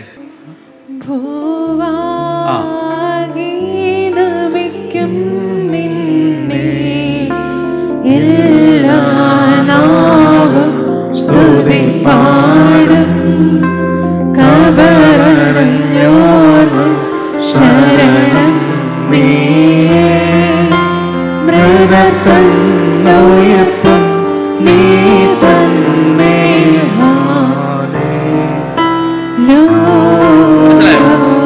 അതായത് ഈ ഭൂമി മുഴുവൻ നിന്നെ നമിക്കുന്നു, ഭൂവാകെ നമിക്കും നിന്നെ. പിന്നെന്താ? എല്ലാ നാവും, എല്ലാ മുട്ടുകളും അടങ്ങും, എല്ലാ നാവുകളും അങ്ങയുടെ സ്തുതികൾ പാടും, അങ്ങയുടെ നാമം പ്രകീർത്തിക്കും എല്ലാ നാവുകളും. അപ്പോൾ ഭൂവാകെ നമിക്കും നിന്നെ, എല്ലാ നാവും സ്തുതി പാടും. പിന്നെ കബറടക്കിയവരുടെ, ഇപ്പം അടക്കപ്പെട്ട് ശവകുടീരങ്ങളിൽ കിടക്കുന്നവരുടെ ശരണം നീയാണ്. പിന്നെ മരിച്ചവരെ ഉയർപ്പിക്കുന്നതും നീയാണ് എന്ന് പറഞ്ഞാണ് ആരാധിക്കുന്നത്. അപ്പോൾ അത് പ്രാർത്ഥിക്കുന്ന സമയത്ത് അപ്പോൾ എന്താ അത്? നമുക്കൊന്ന് ഒരു സെക്കൻഡ് ഒന്ന് ആലോചിച്ച് അതിൻ്റെ അർത്ഥം കിട്ടും. അത് ചിന്തിക്കാത്തത് കൊണ്ടാണ് നമ്മളിങ്ങനെ നിന്ന്. അന്നേരം വീട്ടിലെ പശുവിനെ കിട്ടിയില്ല, കോഴിക്കോട്ട് അടച്ചില്ല, അന്നേരമാണ് ഇനി കലമാടം കുടിച്ചിട്ട് വന്ന് കാണും എന്നൊക്കെ ആലോചിച്ചുകൊണ്ട് ഇത് പാടിക്കൊണ്ടിരുന്നാൽ ഇത് ആരാധന അനുഭവം ആവില്ല. പറഞ്ഞേ ഹല്ലേലൂയാ. ആരാധന സജീവമാവില്ല. ആരാധന സജീവം ശരിക്കും അത് ഉള്ളറിഞ്ഞ് പാടണം, പ്രാർത്ഥിക്കണം. ദൈവത്തിൻ്റെ ആത്മാവ് ശക്തമായി ആവസിക്കും എന്നുറക്കെ പറയാവോ? ഹല്ലേലൂയാ. പോട്ടെ, വിഷയമെല്ലാം മാറി പല സ്ഥലത്തേക്ക് പോവാണ്, എന്നാലും വേണ്ടില്ല. ലൂക്കാ 11 നമ്മൾ നിൽക്കുന്നത്. ലൂക്കാ 11:1. അവൻ ഒരിടത്ത് തനിയെ പ്രാർത്ഥിച്ചുകൊണ്ടിരിക്കുകയായിരുന്നു. അപ്പോൾ അപ്പസ്തോലന്മാർ അവൻ്റെ അടുത്ത് വന്ന് അവനോട് പറഞ്ഞു, കർത്താവേ, യോഹന്നാൻ തൻ്റെ ശിഷ്യന്മാരെ പ്രാർത്ഥിക്കാൻ പഠിപ്പിച്ചതുപോലെ ഞങ്ങളെയും പ്രാർത്ഥിക്കാൻ പഠിപ്പിക്കണമേ. എന്നൊക്കെ പറഞ്ഞേ, കർത്താവേ, ഞങ്ങളെയും പ്രാർത്ഥിക്കാൻ പഠിപ്പിക്കണമേ, പ്രാർത്ഥിക്കാൻ പഠിപ്പിക്കണമേ. അപ്പോൾ യേശുവിന് മാത്രമേ നമ്മളെ പ്രാർത്ഥിക്കാൻ പഠിപ്പിക്കാൻ പറ്റൂ. അതുകൊണ്ട് എനിക്ക് നിങ്ങളോട് രാത്രി പറയാനുള്ള ആദ്യത്തെ കാര്യം, നിങ്ങൾ പ്രാർത്ഥിക്കാനായി ആഗ്രഹിക്കുന്നെങ്കിൽ നിങ്ങൾ കർത്താവിനോട് പ്രാർത്ഥിക്കാൻ പഠിപ്പിക്കണമേ എന്ന് ആദ്യം പ്രാർത്ഥിക്കണം. റോമാലേഖനം 8:26 തിരുവചനം. റോമാലേഖനം 8-ാം അധ്യായം 6 തിരുവചനം. റോമർ 8:26. റോമർ 8:26 വായിക്കാമോ? നമ്മുടെ ബലഹീനതയിൽ ആത്മാവ് നമ്മെ സഹായിക്കുന്നു. ഒന്നുകൂടെ വായിക്കാം. റോമർ 8:26. നമ്മുടെ ബലഹീനതയിൽ ആത്മാവ് നമ്മെ സഹായിക്കുന്നു. വേണ്ട വിധം പ്രാർത്ഥിക്കേണ്ടത് എങ്ങനെയെന്ന് നമുക്ക് അറിഞ്ഞുകൂടാ. അതാ പ്രശ്നം. മനസ്സിലായോ? വേണ്ട വിധം പ്രാർത്ഥിക്കേണ്ടത് എങ്ങനെയെന്ന് നമുക്ക് അറിഞ്ഞുകൂടാ. പറഞ്ഞേ ഹല്ലേലൂയാ. ഞാൻ വളരെ പ്രധാനപ്പെട്ട ഒരു കാര്യം നിങ്ങൾക്ക് പറഞ്ഞു തന്നാൽ നിങ്ങൾ ശ്രദ്ധിക്കുമോ? ശ്രദ്ധിച്ചില്ലെങ്കിൽ നിങ്ങൾക്ക് മനസ്സിലാവില്ലത്. മനസ്സിലായാൽ നമുക്ക് ഒത്തിരി കാര്യങ്ങൾ പിടികിട്ടുകയും ചെയ്യും. നന്നായിട്ട് ശ്രദ്ധിച്ചിരിക്കണം. അതായത് ഇവിടെ പറയുകയാണ് വേണ്ട വിധം പ്രാർത്ഥിക്കേണ്ടത് എങ്ങനെയെന്ന് നമുക്ക്. അപ്പം നിങ്ങൾ സമ്മതിക്കുമോ ഇത്? Yes or no? നിങ്ങൾക്ക് പ്രാർത്ഥിക്കാൻ അറിഞ്ഞുകൂടാന്ന് പറഞ്ഞാൽ നിങ്ങൾ സമ്മതിക്കുമോ?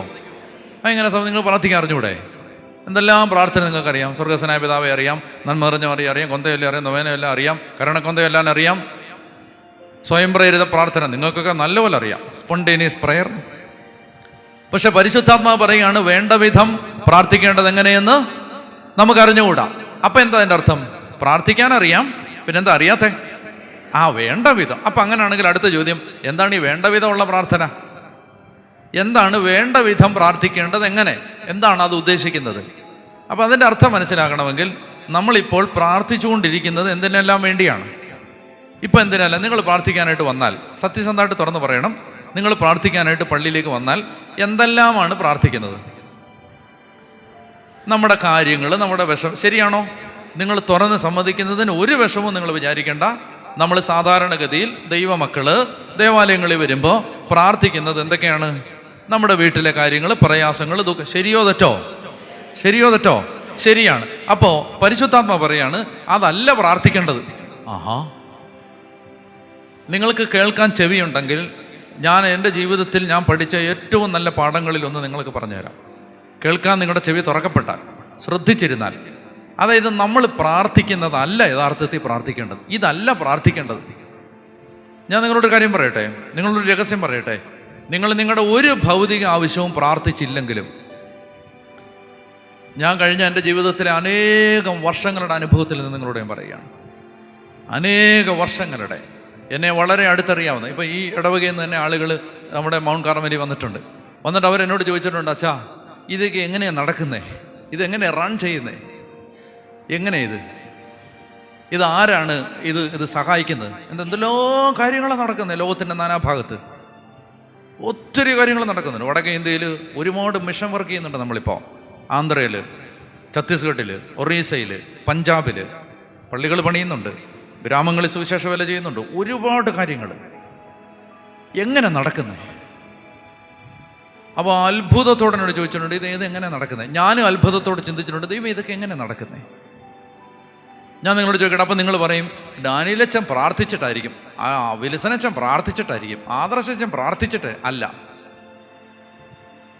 ഞാൻ സത്യസന്ധമായിട്ട് നിങ്ങളോട് ഞാൻ പറയുകയാണ്, ദൈവമേ ഇവിടുത്തെ ഭൗതിക ആവശ്യങ്ങൾ നടക്കണേന്ന് പറഞ്ഞിട്ട് അവിടെ ആരും പ്രാർത്ഥിക്കുന്നേ ഇല്ല. പറഞ്ഞേ ഹല്ലേലൂയാ, ഹല്ലേലൂയാ. എനിക്ക് ജീവിതത്തിൽ നിങ്ങൾക്കറിയാമല്ലോ, ഞാൻ ഇവിടെ ആയിരുന്ന സമയത്ത് നമുക്ക് ധ്യാനകേന്ദ്രം ഉണ്ടാവണം, നമുക്ക് ബൈബിൾ വില്ലേജ് ഉണ്ടാവണം, ഇതൊക്കെ പറഞ്ഞിട്ട് ഞാൻ ഒത്തിരി ആഗ്രഹങ്ങൾ ഇവിടെയൊക്കെ നിന്ന് ഈ ആൾക്കാരിൽ നിന്ന് ഞാൻ പറഞ്ഞിട്ടുണ്ട്.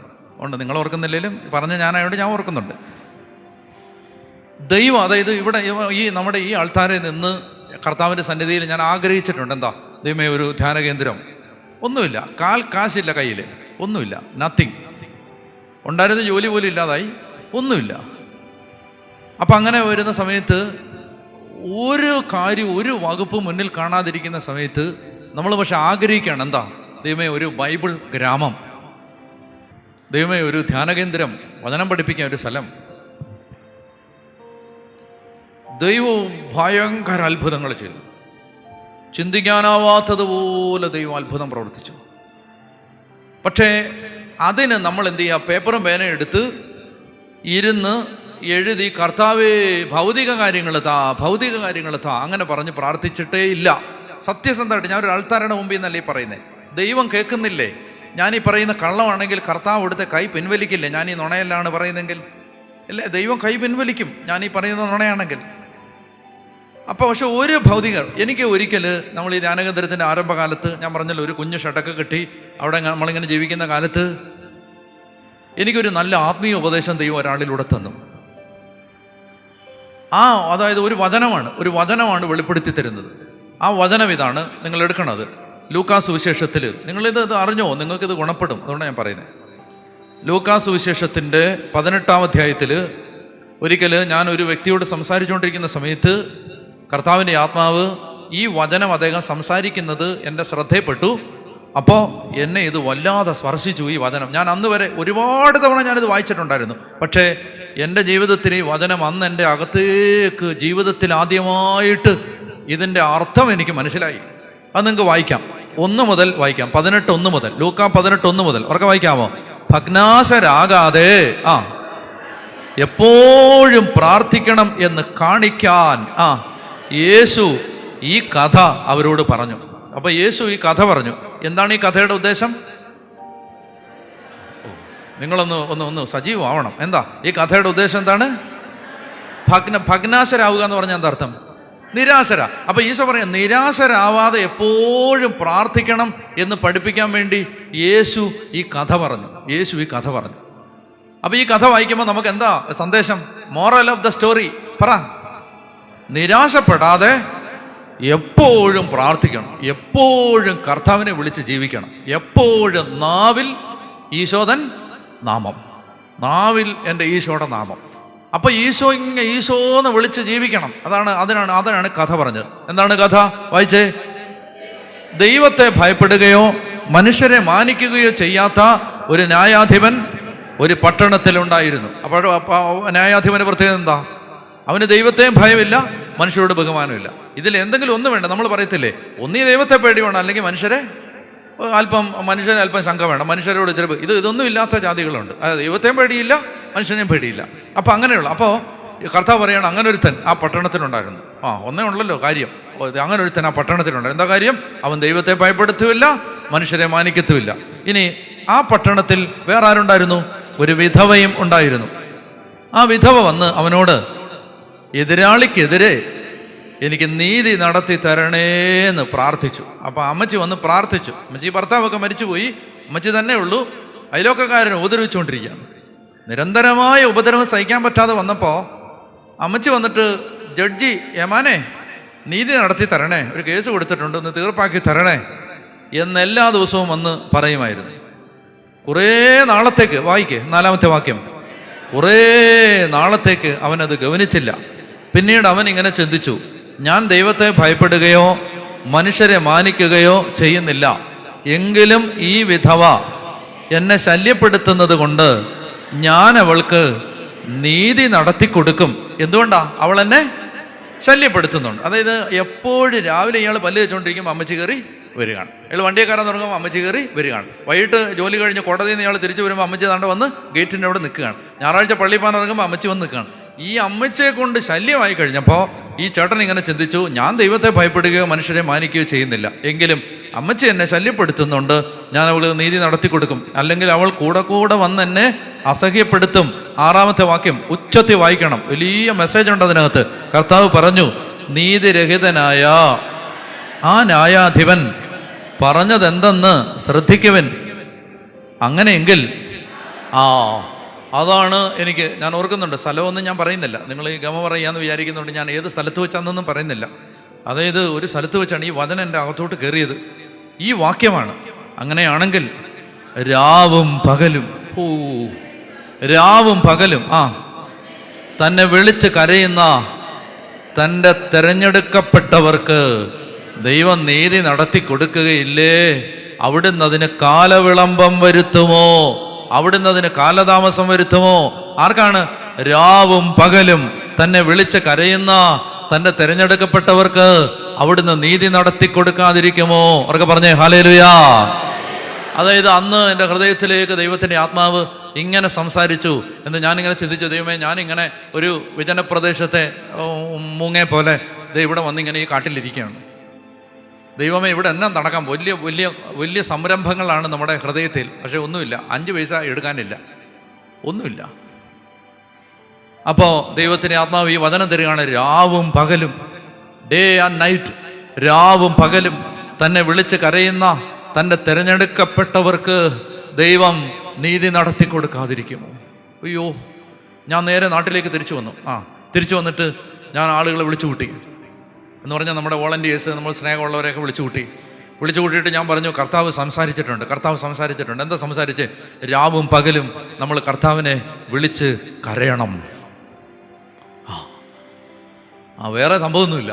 രാവും പകലും നമ്മൾ കർത്താവിനെ വിളിച്ച് കരയണം. രാവും പകലും എന്ന് പറഞ്ഞാൽ നിർത്താതെ ദൈവത്തെ വിളിക്കണം, നിർത്താതെ. എന്നാണ് എൻ്റെ അർത്ഥം. നിർത്തരുത്, ഇടവേള കൊടുക്കരുത്, നിർത്താതെ വിളിച്ചോണം.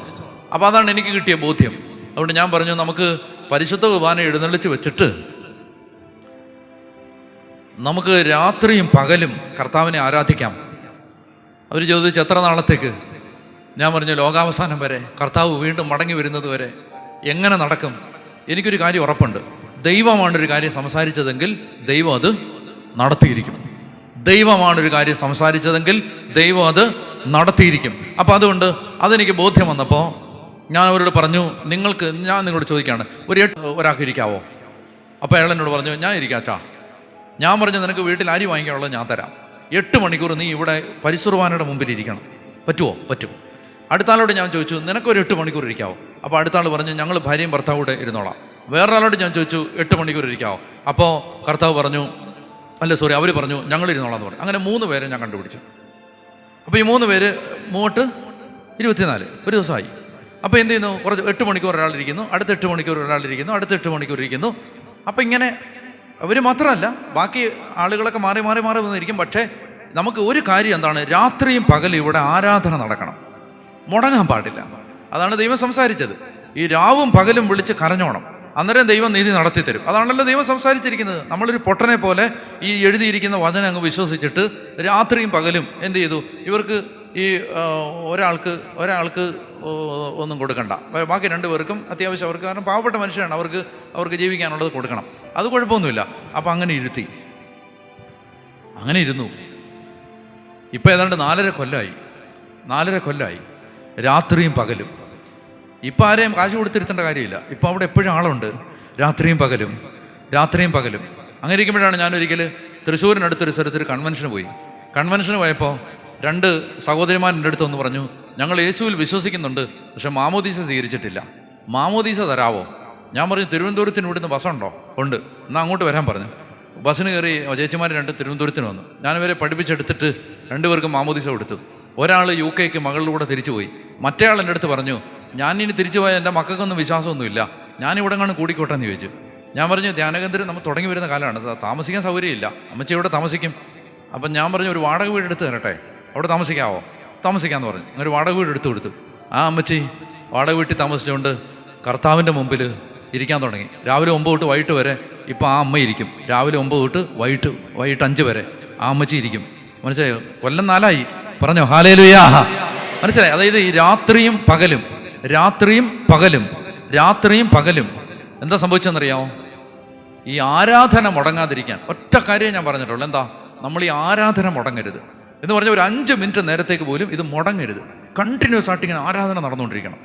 അത് ദൈവത്തിൻ്റെ കൃപ കൊണ്ട് കഴിഞ്ഞ 4.5 കൊല്ലമായിട്ട് മുടങ്ങാതെ നടന്നുകൊണ്ടിരിക്കുകയാണ്. എന്താ സംഭവിച്ചെന്നറിയാമോ? ഒരൊറ്റ കാര്യം പോലും പ്രാർത്ഥിക്കാതെ ഓരോന്ന് ദൈവം ചെയ്യാൻ തുടങ്ങി. ദൈവം ചെയ്തതൊക്കെ നമ്മൾ പറയാൻ തുടങ്ങിയാൽ എനിക്ക് പറഞ്ഞു തീർക്കാൻ പറ്റില്ല. ദൈവം ഇങ്ങനെ ഓരോന്നങ്ങോട്ട് ചെയ്യാൻ തുടങ്ങി. നമ്മളിങ്ങനെ വായും പൊളിച്ച് കരഞ്ഞുകൊണ്ടിരിക്കും. ലോൺ എടുക്കേണ്ടി വന്നിട്ടില്ല, കടവില്ല, ഒരു ബാധ്യതയില്ല, 5 പൈസയുടെ കടവില്ല. ദൈവം എന്ത് ചെയ്തു? എല്ലാം ദൈവം അത്ഭുതകരമായിട്ട് ചെയ്തു തന്നു. പറഞ്ഞേ ഹല്ലേലൂയാ. ലോകത്തിൻ്റെ നാനാഭാഗങ്ങളിൽ ദൈവവചനമായിട്ട് പോകുമ്പോൾ ഒരാളെടുത്ത് പോലും പോയി പൈസ തരാവോ, സഹായിക്കാവോ എന്ന് ചോദിക്കേണ്ട അവസ്ഥ ദൈവം തന്നിട്ടില്ല. അങ്ങ് ചോദിക്കരുതെന്ന് പറഞ്ഞിട്ടുമുണ്ട്. അങ്ങനെ ആരോടും പോയി ചോദിക്കരുത്, അല്ലേ? അല്ലെങ്കിൽ ഞാൻ ഇവിടെ ഒന്ന് ചോദിക്കത്തില്ലായിരുന്നോ? പണ്ടേ വന്ന് ഞാൻ ചോദിച്ചേനെ നിങ്ങളോടാണ് ആദ്യം ചോദിക്കേണ്ടത്. സത്യത്തിൽ ചോദിക്കരുതെന്ന് പറഞ്ഞിട്ടുണ്ട്. അതുകൊണ്ടാണ്. അപ്പോൾ സമാധാനമായി. അയ്യോ, ഇയാൾ പൈസയൊക്കെ എങ്ങാണ്ട് പറഞ്ഞേ ഹല്ലേലൂയാ. അപ്പോൾ എന്താ സംഭവിച്ചെന്നറിയാമോ? അപ്പോൾ ദൈവം ഞാൻ എന്തിനാ പറയുന്നറിയാം? അതൊന്നും ആരോടും പറയാത്ത കാര്യങ്ങളിത് എന്തിനാ പറയുന്നറിയാമോ? എന്താ പറയുന്നേ? പറ. ഇത് രാവും പകലും വിളിച്ചോണം. രാവും പകലും ദൈവത്തെ വിളിച്ച് കരയുന്നവന് ദൈവം നീതി നടത്തി കൊടുക്കും. അപ്പം ഞാൻ എന്ത് പറഞ്ഞെന്നറിയാമോ? അതായത് ഇത് ഞാൻ എൻ്റെ കഴിഞ്ഞകാല ജീവിതത്തിൽ ഇത് കണ്ടിട്ടുണ്ട്. നിങ്ങൾ ഈ ഭൗതിക കാര്യങ്ങൾ ഒന്നിനും വേണ്ടി, ഒരു കാര്യത്തിനും വേണ്ടി നിങ്ങൾ പ്രാർത്ഥിക്കണ്ട, വേണ്ട, എന്നെ വിശ്വസിക്കുക. നിങ്ങൾ പ്രാർത്ഥിക്കണ്ട. നിങ്ങൾ ദൈവമേ എന്നൊരു വിചാരത്തിൽ ജീവിക്കുക, ദൈവമേ എന്ന് വിളിക്കുക.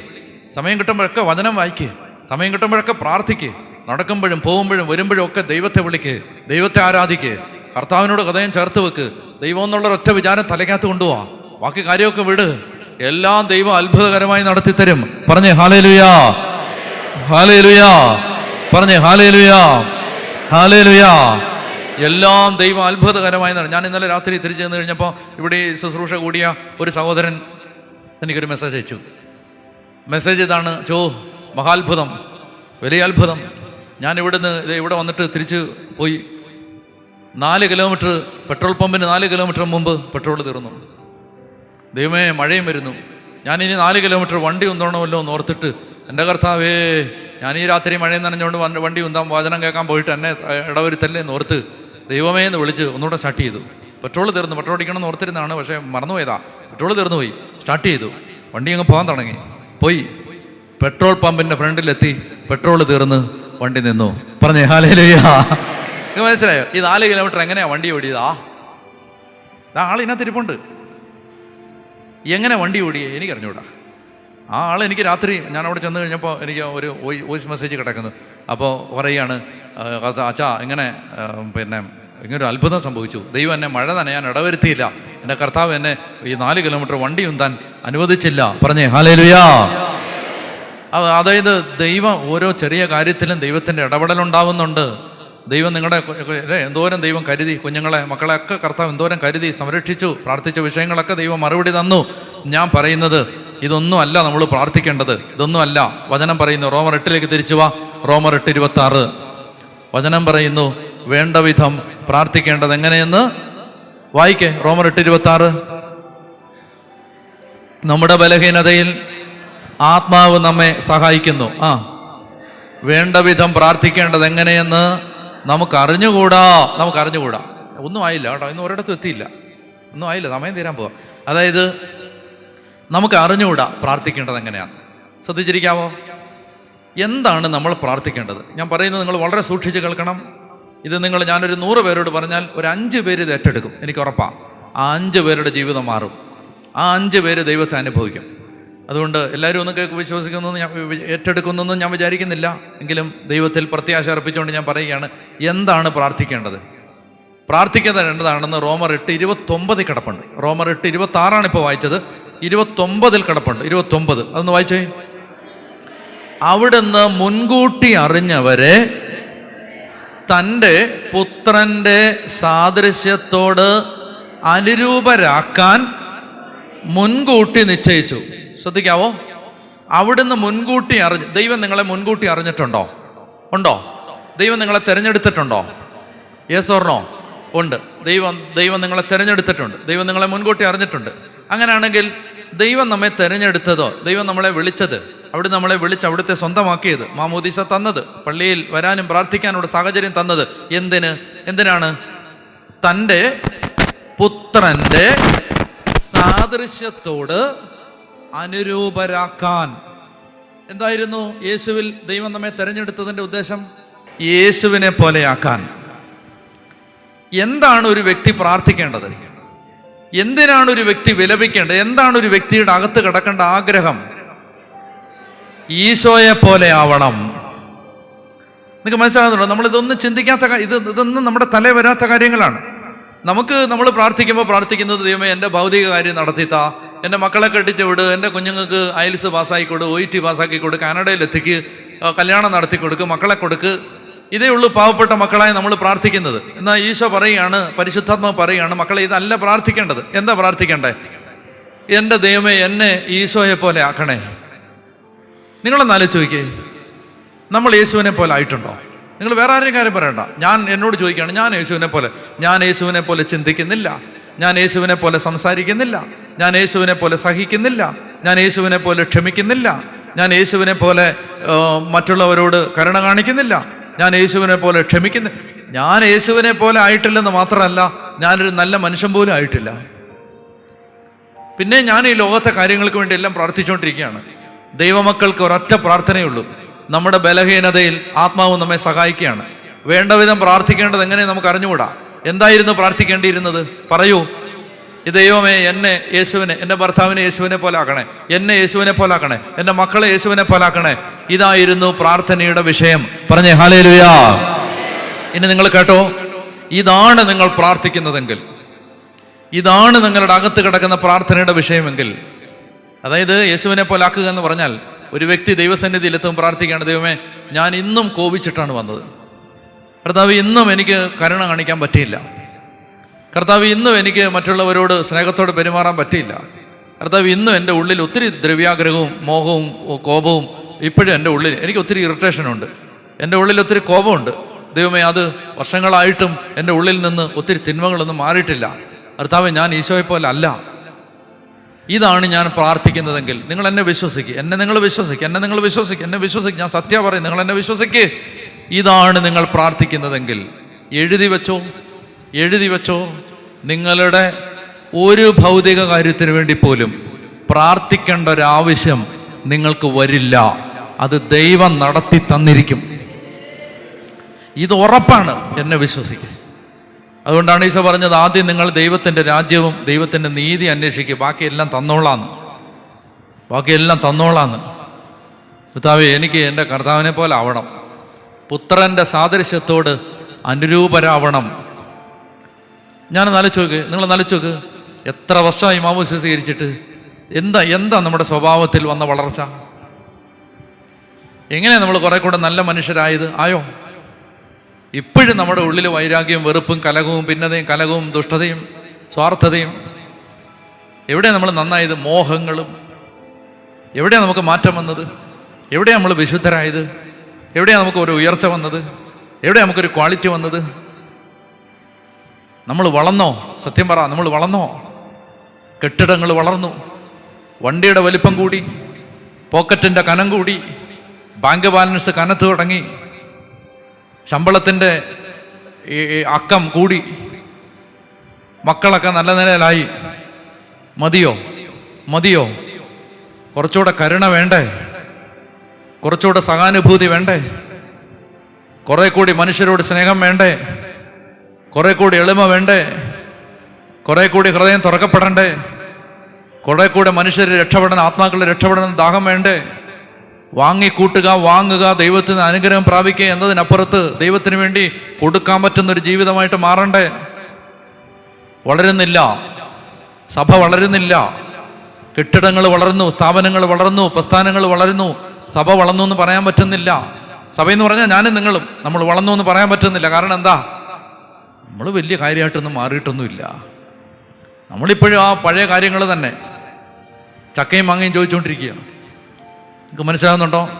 ഈ കാലഘട്ടത്തിൽ ദൈവത്തിൻ്റെ നിലവിളി ഇതാണ്. കർത്താവ്, അതായത് നമ്മൾ ഒരു 5 മിനിറ്റ് ഈശോയുടെ മുമ്പിൽ ശാന്തമായിട്ടിരുന്നാൽ അപ്പോൾ ദൈവ ഹൃദയത്തിലൊരു വേദന തരും. ഈ വേദന തരും, അതായത് ദൈവജനം, നിങ്ങൾ വളരുന്നില്ല. അവർക്ക് പറഞ്ഞേ ഹല്ലേലൂയാ, പറഞ്ഞേ ഹല്ലേലൂയാ, പറഞ്ഞേ ഹല്ലേലൂയാ. മനസ്സിലായില്ലേ? അതായത് ഞാൻ ഓർക്കുന്നുണ്ട്, ഞാൻ സെമിനാരി പഠിക്കുന്ന സമയത്ത് എൻ്റെ ഒരു കൂട്ടുകാരൻ, അദ്ദേഹം ഇപ്പോൾ അച്ഛനാണ്. അപ്പോൾ അദ്ദേഹം ഞങ്ങൾ അവധിക്ക് എൻ്റെ ബാച്ചുകാർ ചില സുഹൃത്തുക്കൾ എൻ്റെ വീട്ടിൽ വരും അവധിക്ക്, ഞാൻ അവരുടെ വീട്ടിൽ പോവും, അങ്ങനെയൊക്കെ പോകുമായിരുന്നു.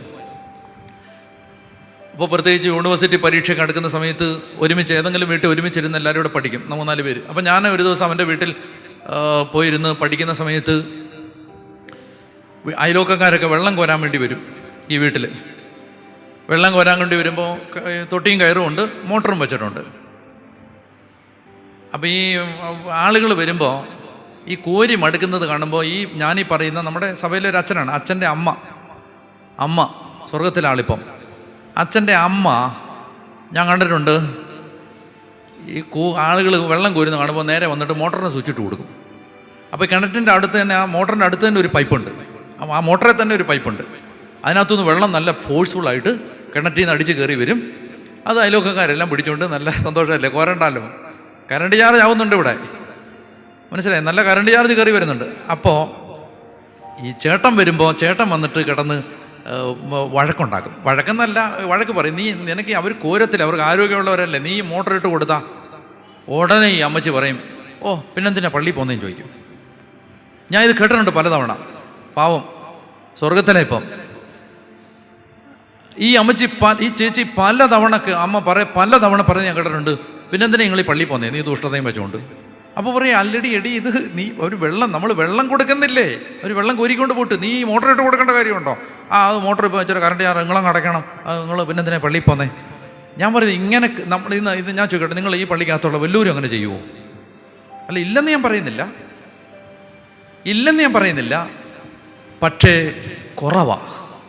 നമ്മൾ ഒത്തിരി പ്രാർത്ഥിച്ചു, നമ്മൾ ഒത്തിരി ദൈവത്തെ വിളിച്ചു, പക്ഷെ ദുഷ്ടത കുറഞ്ഞിട്ടില്ല, ദുഷ്ടതയ്ക്ക് ഒരു അറുതി വന്നിട്ടില്ല, ഈ അതിന് മാന്തുന്ന സ്വഭാവം മാറിയിട്ടില്ല, മനുഷ്യനിട്ട് പാല വെക്കുന്ന പരിപാടി മാറിയിട്ടില്ല, ഈ കുന്നായ്മയും കള്ളത്തരവും കൊള്ളരുതായ്മയും എല്ലാം അതൊന്നും മാറിയിട്ടില്ല, ഈ ചീഞ്ഞ സ്വഭാവം മാറിയിട്ടില്ല, മനസ്സിനകത്ത് കിടക്കുന്ന ഈ അശുദ്ധി അത് മാറിയിട്ടില്ല. പ്രാർത്ഥനക്കാർ വളർന്നു, കെട്ടിടങ്ങൾ വളർന്നു. അപ്പം എന്താ ദൈവജനത്തിൻ്റെ ഹൃദയത്തിലുണ്ടാവേണ്ട നിലവിളി എന്താ? ദൈവം എനിക്ക് കുറച്ചുകൂടെ ഭേദപ്പെട്ടൊരു മനുഷ്യനാവണം. 5 കൊല്ലം മുമ്പ് എന്നെ അറിയാവുന്ന ഒരാൾ 5 കൊല്ലം കഴിഞ്ഞിട്ട് എന്നെ കാണുമ്പോൾ പറയണം, പഴയ പോലല്ല, ആൾ ഒത്തിരി മാറിയിട്ടുണ്ട്. പറയും പഴയ പോലല്ല, നല്ല വ്യത്യാസം വന്നിട്ടുണ്ട്, നശിച്ചു എന്നല്ല, മാറ്റം വന്നിട്ടുണ്ട്, കുറച്ചുകൂടെ യേശുവിനെ പോലെ ആയിട്ടുണ്ട്. ഇങ്ങനെ ചരിഞ്ഞ് നോക്കുമ്പോൾ ഏതോ ഒരു ആംഗിളിൽ ഹി ലുക്സ് ലൈക്ക് ജീസസ്, യേശുവിനെ പോലുണ്ട്. അയ്യോ, ഇവിടെ നോക്കുമ്പോൾ ഈശോയെ പോലെ ഉണ്ടല്ലോ, സംസാരം കേട്ടിട്ട് കർത്താവിനെ പോലെ ഉണ്ടല്ലോ, പെരുമാറ്റം കണ്ടിട്ട് കർത്താവിനെ പോലെ ഉണ്ടല്ലോ. പക്ഷെ ഇപ്പം അങ്ങനെയല്ല നമ്മളെക്കുറിച്ച് പറയുന്നത്, അല്ലേ? സാത്താനെ പോലെ ഉണ്ടെന്നായി പറയുന്നത്. കൊമ്പും മാലും ഇല്ലെന്നേ ഉള്ളൂ, പിശാചിനെ പോലെ ഇരിക്കുന്നു. കണ്ടേ മരമോന്താ പറഞ്ഞേ ഹല്ലേലൂയാ. ഇതാണ് ആളുകൾ പറയുന്നത്. മനസ്സിലാവുന്നുണ്ടോ ഞാൻ പറഞ്ഞു വരുന്നത്? എന്താണ് പ്രാർത്ഥിക്കേണ്ടത്? ഈശോയെ പ്രാർത്ഥിക്കാൻ പഠിപ്പിക്കണേ. പരിശുദ്ധാത്മാ പറയാണ്, വേണ്ട വിധം പ്രാർത്ഥിക്കേണ്ടത് എങ്ങനെയാണെന്ന് നിങ്ങൾക്ക് അറിഞ്ഞുകൂടാ. ഞാൻ ആഗ്രഹിക്കുകയാണ്, നമുക്കത് ഒത്തിരി പ്രാർത്ഥിക്കുന്ന മക്കൾ എഴുന്നേക്കണം. പ്രാർത്ഥിക്കുന്നവർ, നിങ്ങളൊരു കാര്യം മനസ്സിലാക്കിയോ, ഇന്ന് നമ്മൾ പ്രാർത്ഥനാ മുറിയിൽ കാണുന്നതാണ് നാളെ നമ്മുടെ കൺമുമ്പിൽ സംഭവിക്കാൻ പോകുന്നത്. ഇന്ന് പ്രാർത്ഥനാ മുറി കാണുന്നതാണ്, പ്രയർ റൂമിൽ നിങ്ങളൊരു പാ വിരിച്ചിട്ട് മുട്ടയിൽ നിന്ന് ഇന്ന് പ്രാർത്ഥിക്കുന്നതാണ് നാളെ സംഭവിക്കുന്നത്. അത് സംഭവിക്കും, അതിന് യാതൊരു സംശയം വേണ്ട. ഞാൻ നിങ്ങളോട് പറഞ്ഞില്ലേ, ഇവിടെ ഈ അൾത്താരയിൽ നിന്നിട്ട് ഞാൻ ആഗ്രഹിച്ചിട്ടുണ്ട്, ദൈവമേ ഒരു ബൈബിൾ ഗ്രാമം. നിങ്ങൾ മൗണ്ട് കാർമലിൽ വന്ന് നോക്ക്, അവിടെ ഒരു ബൈബിൾ ഗ്രാമം ഇല്ല, അവിടെ ഒരു ബൈബിൾ ഗ്രാമം ഇല്ല. പക്ഷേ എന്നെ അത്ഭുതപ്പെടുത്തി എന്തെന്നറിയാമോ? 2017 നമ്മൾ ധ്യാനകേന്ദ്രത്തിന് കല്ലിട്ടു. 2018 അതിൻ്റെ ആദ്യത്തെ നില കൂതാശ ചെയ്തു. 2017 ഈ ധ്യാനകേന്ദ്രത്തിൽ നിന്ന് ഒരു 10-200 മീറ്റർ നടന്ന് ചെല്ലാവുന്നൊരു ദൂരത്ത്,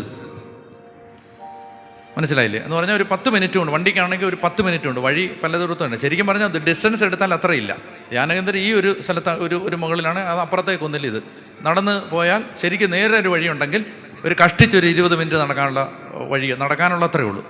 വണ്ടിക്ക് പോയാൽ ഒരു 10 മിനിറ്റ് കൊണ്ട് പെട്ടെന്ന് എത്താവുന്ന, 10 മിനിറ്റ് വേണ്ട. അവിടെ ഓർത്തഡോക്സ് സഭയപ്പെട്ട ഒരു സഹോദരൻ, ഒരു സുവിശേഷകൻ കുറച്ച് ഏക്കർ സ്ഥലം വാങ്ങിച്ചു 2017. നമ്മൾ പ്രാർത്ഥിച്ചെന്തിനു വേണ്ടിയാണ്?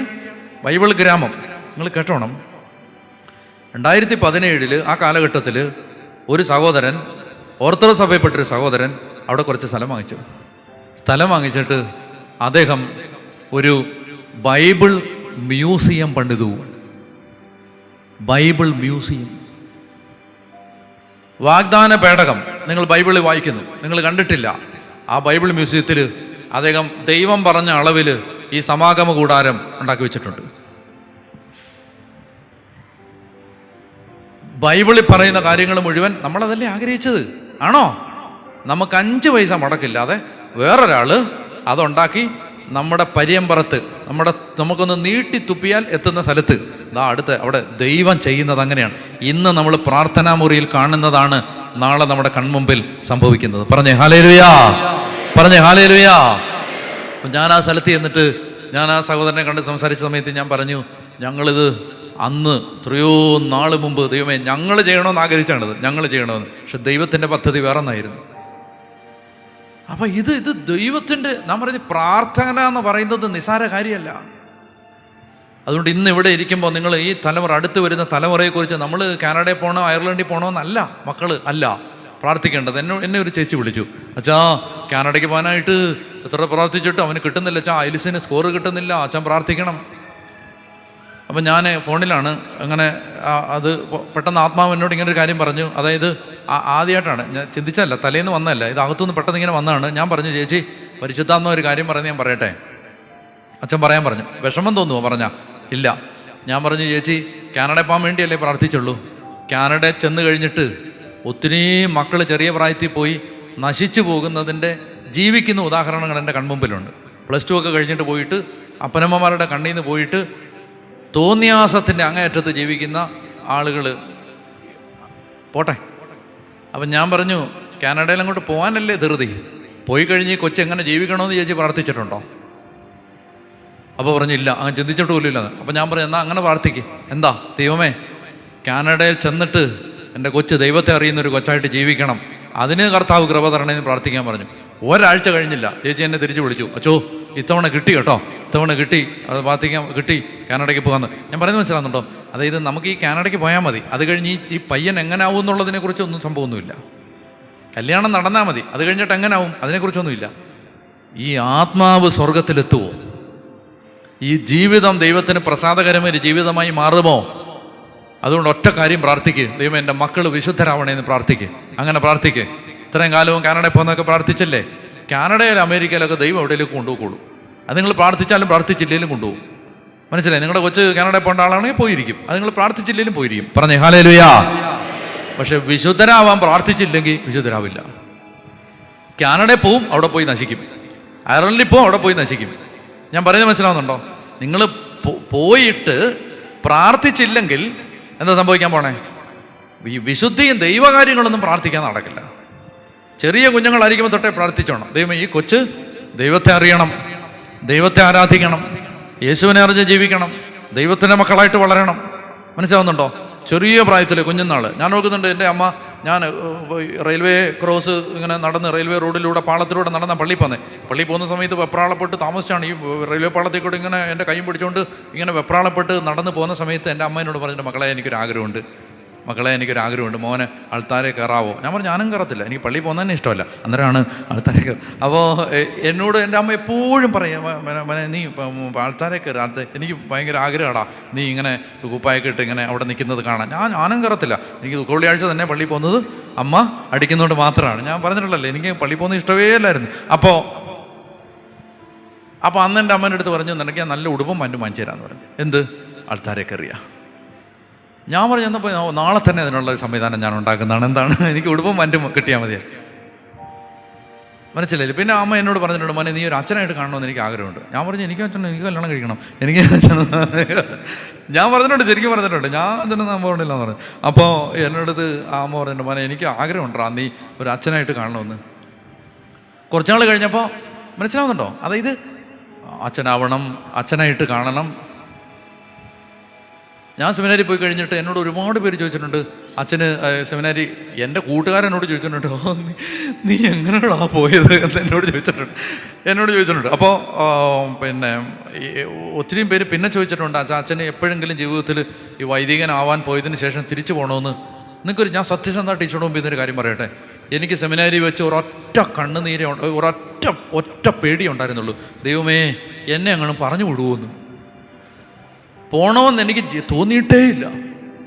അതായത് ഒരു വൈദികനാവുന്നതിൽ നിന്ന് പിന്തിരിഞ്ഞ് തിരിച്ചു പോകണമെന്ന് എനിക്ക് 1995 സെമിനാരി ചേർന്നു.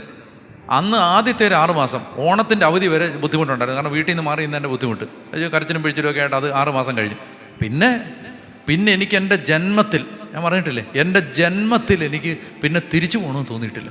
എന്നിട്ട് എനിക്ക് ഇടയ്ക്കിടയ്ക്ക് പേടി വരും, എൻ്റെ ഈ കുസൃതി കാരണം എന്നെ എങ്ങാണ് ഇവിടുന്ന് പറഞ്ഞു വിടുമോയെന്ന്. എനിക്ക് ആകെ ഒരു പേടി ഉണ്ടായിരുന്നുള്ളൂ, ദൈവമേ എന്നെ പറഞ്ഞു വിടല്ലേ, എന്നെ അച്ഛനാക്കണേ. അത് എവിടെ നിന്നാണ് കിട്ടിയേ?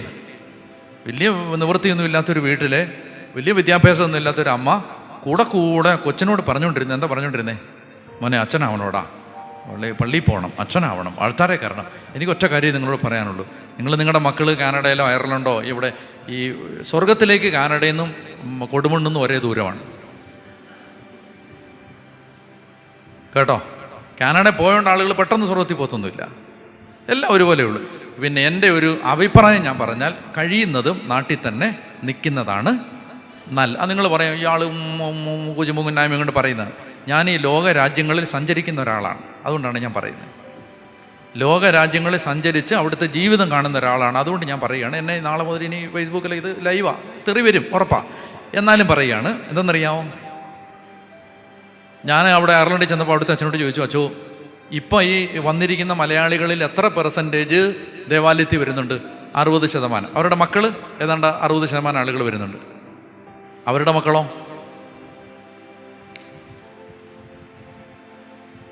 കാര്യമായിട്ടില്ല. അവരാ സംസ്കാരവുമായിട്ട് ഇഴുകിച്ചേർന്നു. നിങ്ങൾക്കൊരു കാര്യം അറിയാമോ, കണ്ണുനീരോടെ യൂറോപ്യൻ രാജ്യങ്ങളിലെയും അമേരിക്കയിലെയും കാനഡ രാജ്യങ്ങളിലെ അപ്പനമ്മമാർ കണ്ണുനീരോടെ എൻ്റെ അടുത്ത് പറഞ്ഞിട്ടുണ്ട്, ഞങ്ങൾക്ക് നാട്ടിൽ പോകണം, പക്ഷെ മക്കൾ വരില്ല. മക്കൾ വരില്ല, മനസ്സിലായോ?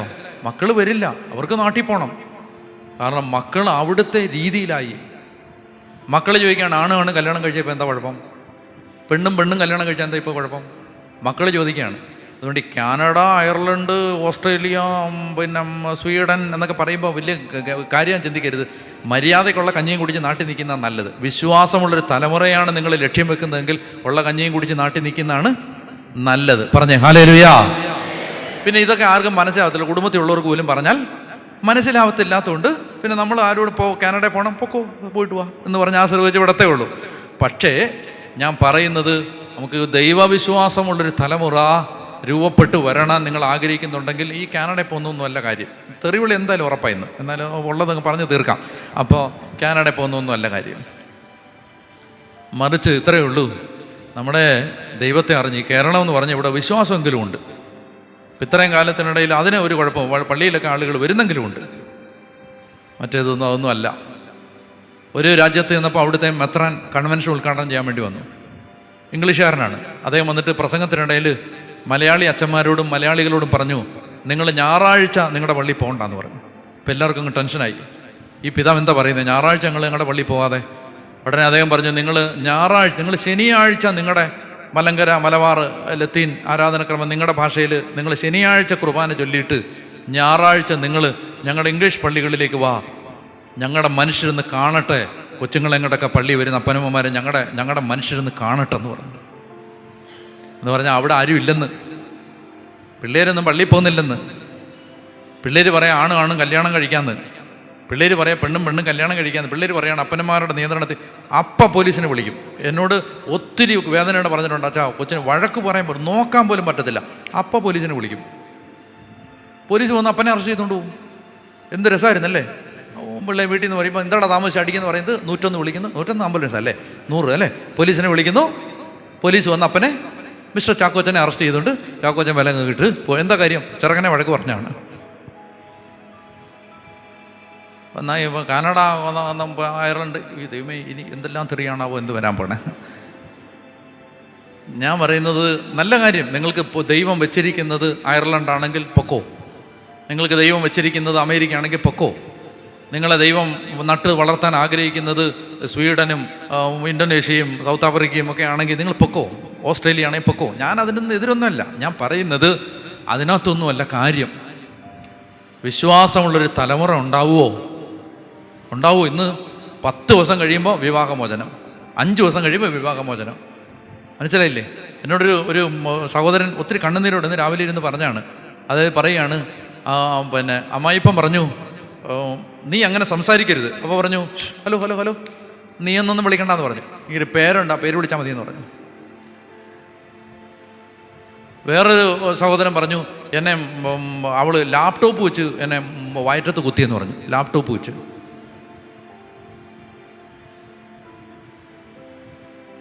ഒരുത്തൻ പറഞ്ഞു, ഈശോയുടെ മുമ്പിൽ നിന്നാണ് പറയുന്നത്, ഒരുത്തൻ പറഞ്ഞു ഭിത്തിയോട് ചേർത്ത് വെച്ചിട്ട് അവള് പറഞ്ഞു ഒറ്റ കയറ്റുന്നുണ്ടല്ലോ എന്ന് പറഞ്ഞു. നമ്മൾ തിരിച്ചാ കേട്ടിട്ടുള്ളത് അല്ലേ? തിരിച്ചായിരുന്നു കേട്ടിട്ടുള്ളത്. ശരിയില്ലേ സാറേ? തിരിച്ചാ കേട്ടോണ്ടിരുന്നേ. മറ്റേ കള്ളൊക്കെ കുടിച്ചിട്ട് ഇവിടില്ല, മറ്റേ ഉഗാണ്ടയിലൊക്കെ ഉള്ള കള്ളുകുടിയന്മാർ തലക്കെട്ടൊക്കെ കെട്ടി മുണ്ടൊക്കെ ഇങ്ങനെ കയറ്റി കുത്തിയിട്ട് വന്നിട്ട് ഭാര്യയെ ഇടിക്കുന്നത്. ഈ അങ്ങനെ ഇപ്പം തിരിച്ചാ. ഏതാ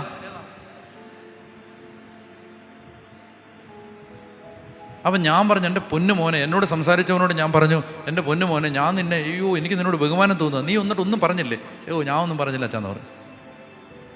ഞാൻ ഒന്നും പറഞ്ഞില്ല. കാരണം എന്താ? ഇവളെങ്ങാനും കൊണ്ടു വല്ല കേസും കൊടുത്താൽ പിന്നെ നമ്മൾ ഇപ്പം അങ്ങനല്ലേ. അതുകൊണ്ട് ഇപ്പോൾ ഭർത്താക്കന്മാരൊന്നും ഒന്നും അറിയാത്ത പോലെ ഇരിക്കുന്നുണ്ട്.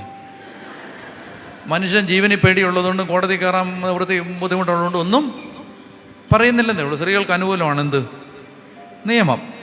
അതുകൊണ്ട് കയറി അങ്ങ് വിളയരുത്.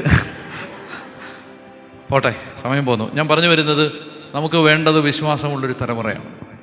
വിശ്വാസം. അതുകൊണ്ട് ഉള്ളൊരുകി പ്രാർത്ഥിച്ചോണം. നമ്മൾ വിചാരിക്കുന്ന പോലെ അല്ല ലോകം.